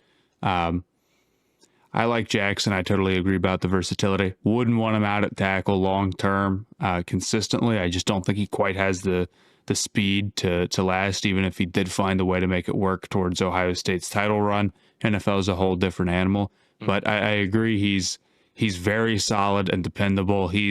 I feel like he's a guy who doesn't have any crazy superpower, and that's why maybe some people were lower on him as a first-round draft pick, but he is plus in a lot of areas, right? Like, yeah, like the pad level is really good, or like the length is good, or I think he has very solid power. So I don't hate this pick at all. I think he's going to be a solid player.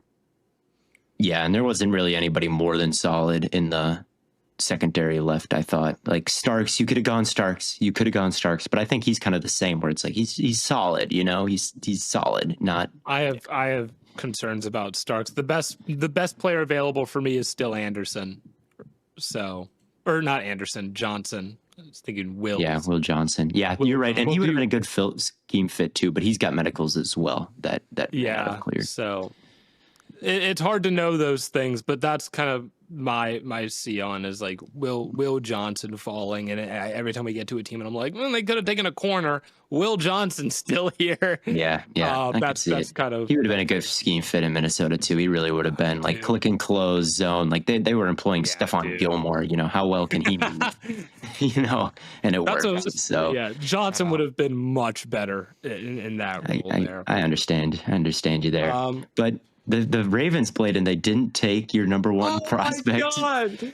Let's go, dude. The curse is broken. But you know what? The more I think about it, this is exactly where Starks I would want him to be.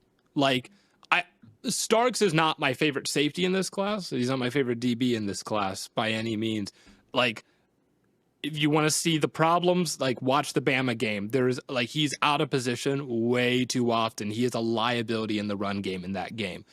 However, if you were to just operate him as a single high safety, I think that would be where he is best suited because I do think he can read the quarterback well. I do think he's got like enough athleticism and range to survive in like a cover 3 single high middle of the field closed type of role. And that's exactly what the Ravens are going to ask him to do because they're going to want to move Hamilton back into kind of his like slot role where he can kind of roam around and do everything.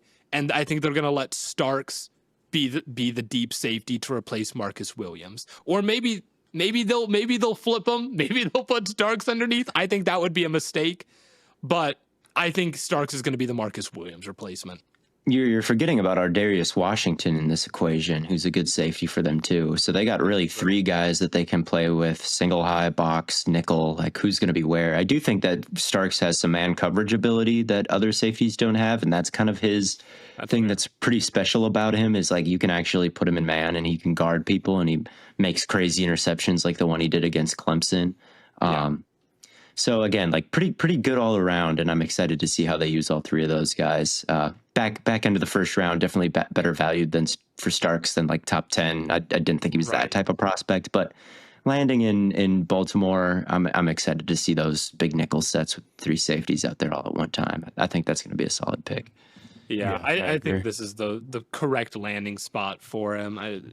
Like if any defense is going to find a way to use his best traits in their system, it's going to be Baltimore. So I'm sure it'll still work out for them, but they didn't like take my best player available and turn him into the best defensive player in the world. So yeah, I wouldn't want him in a pure cover 3, like one guy's in the box, one guy's high all the time type of system, because I wouldn't want him in the box pretty much ever. But keeping him at one high all the time, I think you're right, Blaiden, that he'd be good there, but he's a little bit more versatile than that.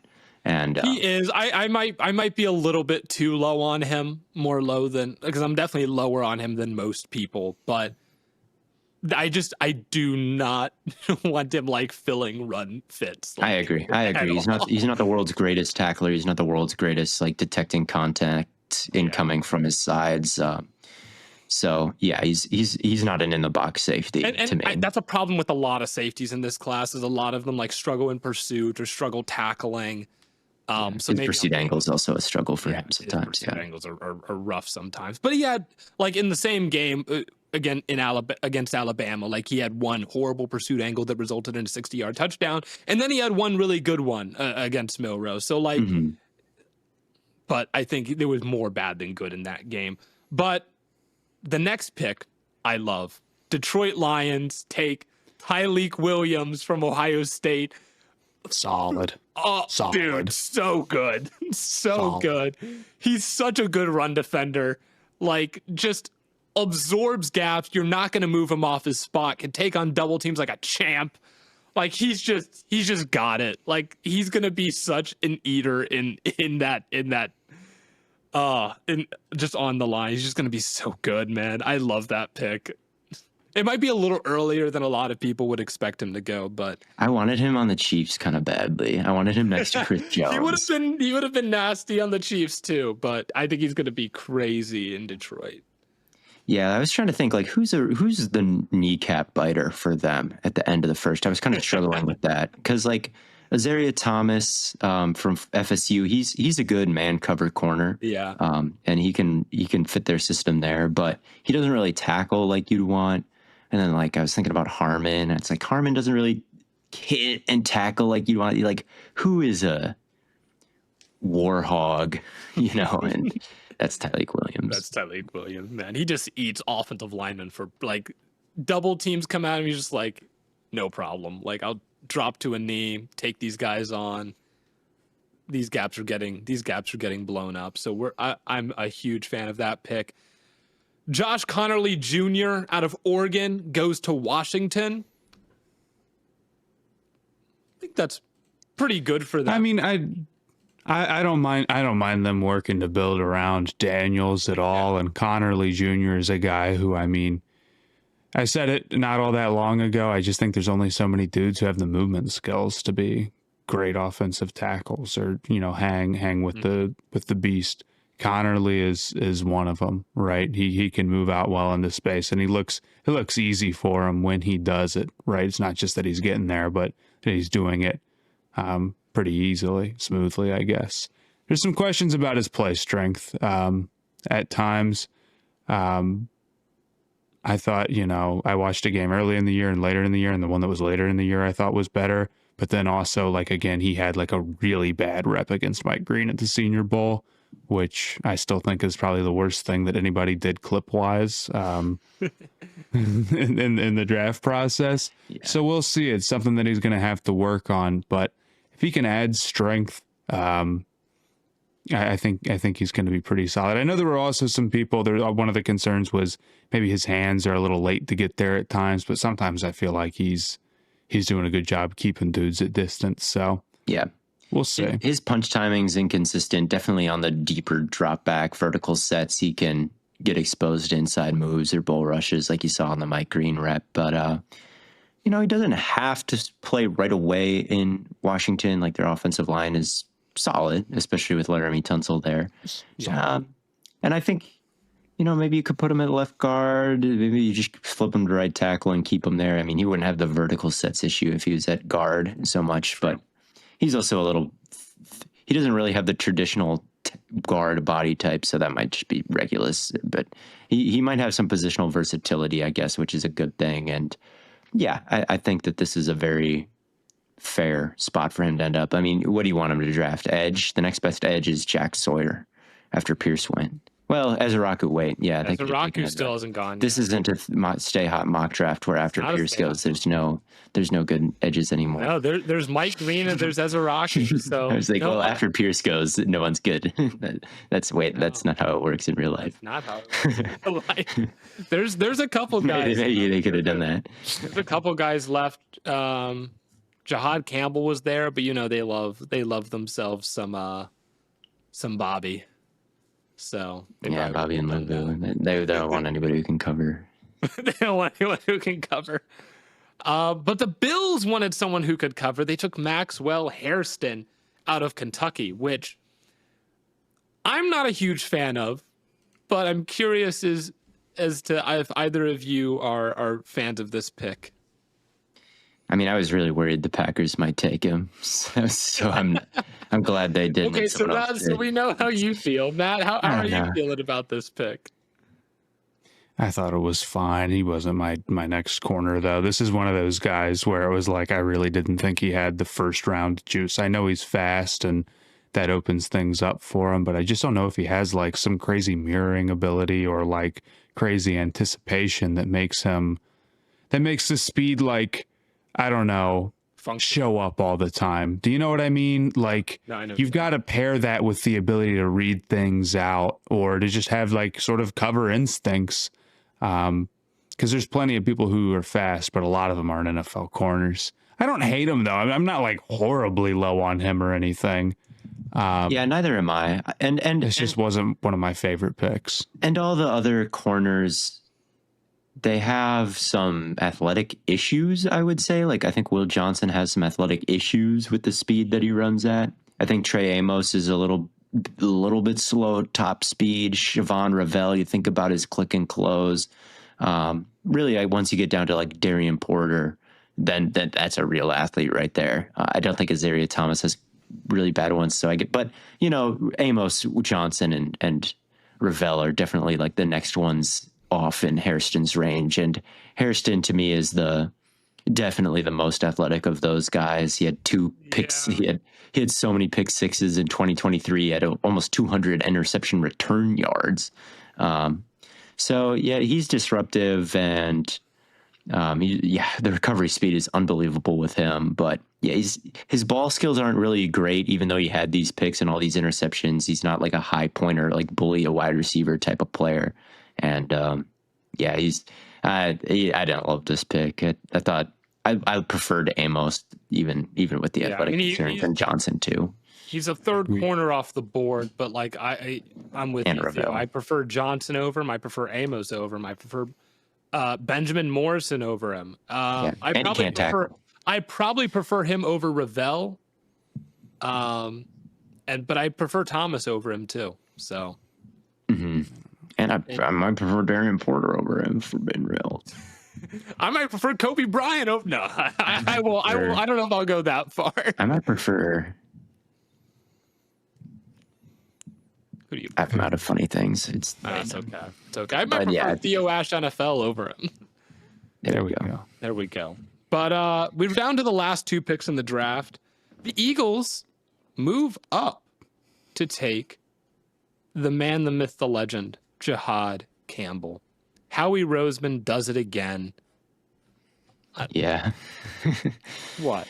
Kind of. Yeah, he does. That's what happened, Ted. Look, Campbell is a really cool player. We have some concerns about whether or not he's going to be able to get downfield and or downhill necessarily, and maybe take on blocks all the time. Depending on like what role he is, or like can he stop himself from getting pushed back when someone gets to the next level and gets his hands on him, right? Because his anchor is not that great, but his hands are strong, and he's got long arms, and he can disengage from a block when he's in that circumstance.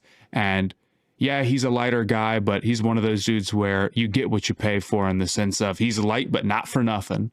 His coverage ability is amazing. He both in man and in zone. He's just got the instinct, the mirroring ability, the click and close ability.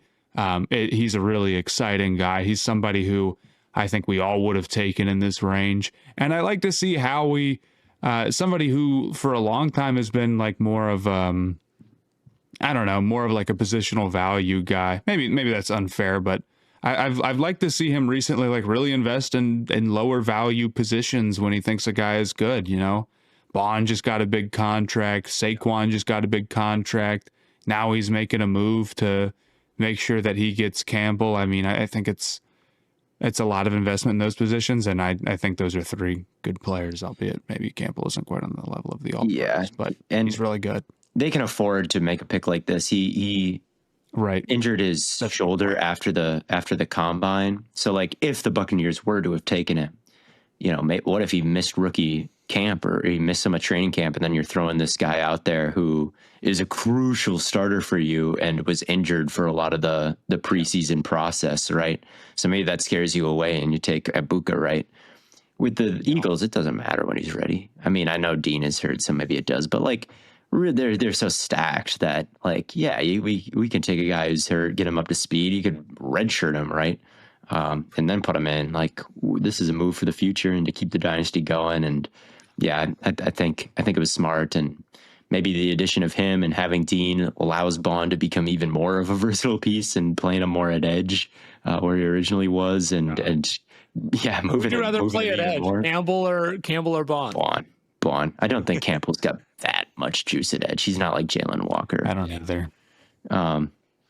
But yeah, I hard to get mad at this pick. I thought I was a little bit lower than you guys on Campbell through this process, but again, like late first round, like all day, every day.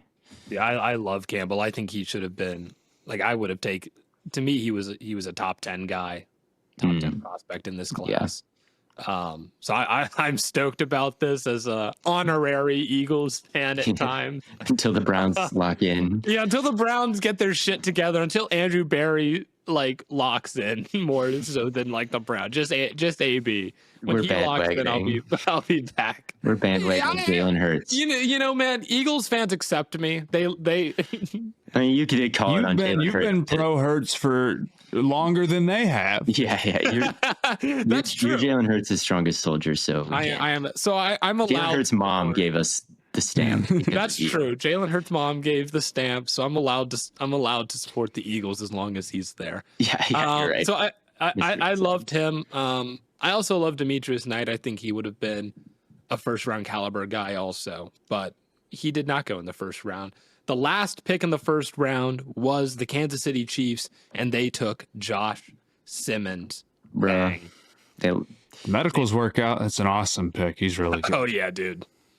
Yeah, I mean, he's the That's a most home gifted run. guy in this class. The length, the first step explosion. I mean, we talked about it at length at this point.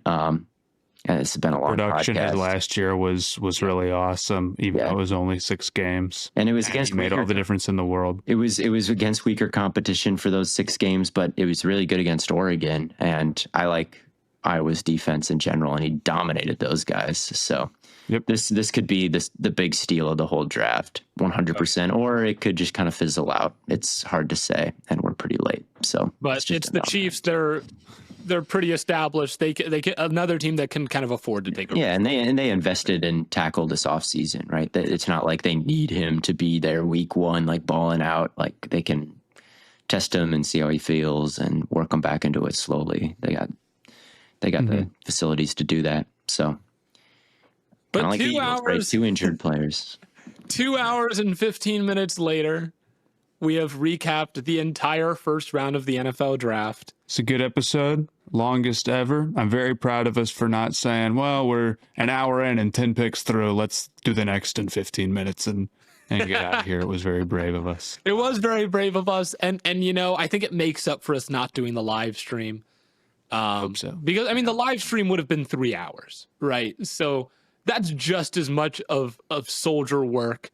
And I think this is much more concise, much more thought through, which I think serves better for what we're trying to get across. And we will, of course, recap the rest of the NFL draft in our Sunday record, Monday release. So stay tuned for that. We'll go through every single team and talk about what they did well, what they could have done better. But until then, thank you all so much for tuning in. Have a happy NFL draft weekend. And as always, from your favorite fellas here at Stay Hot, we will catch you on the flippity flop.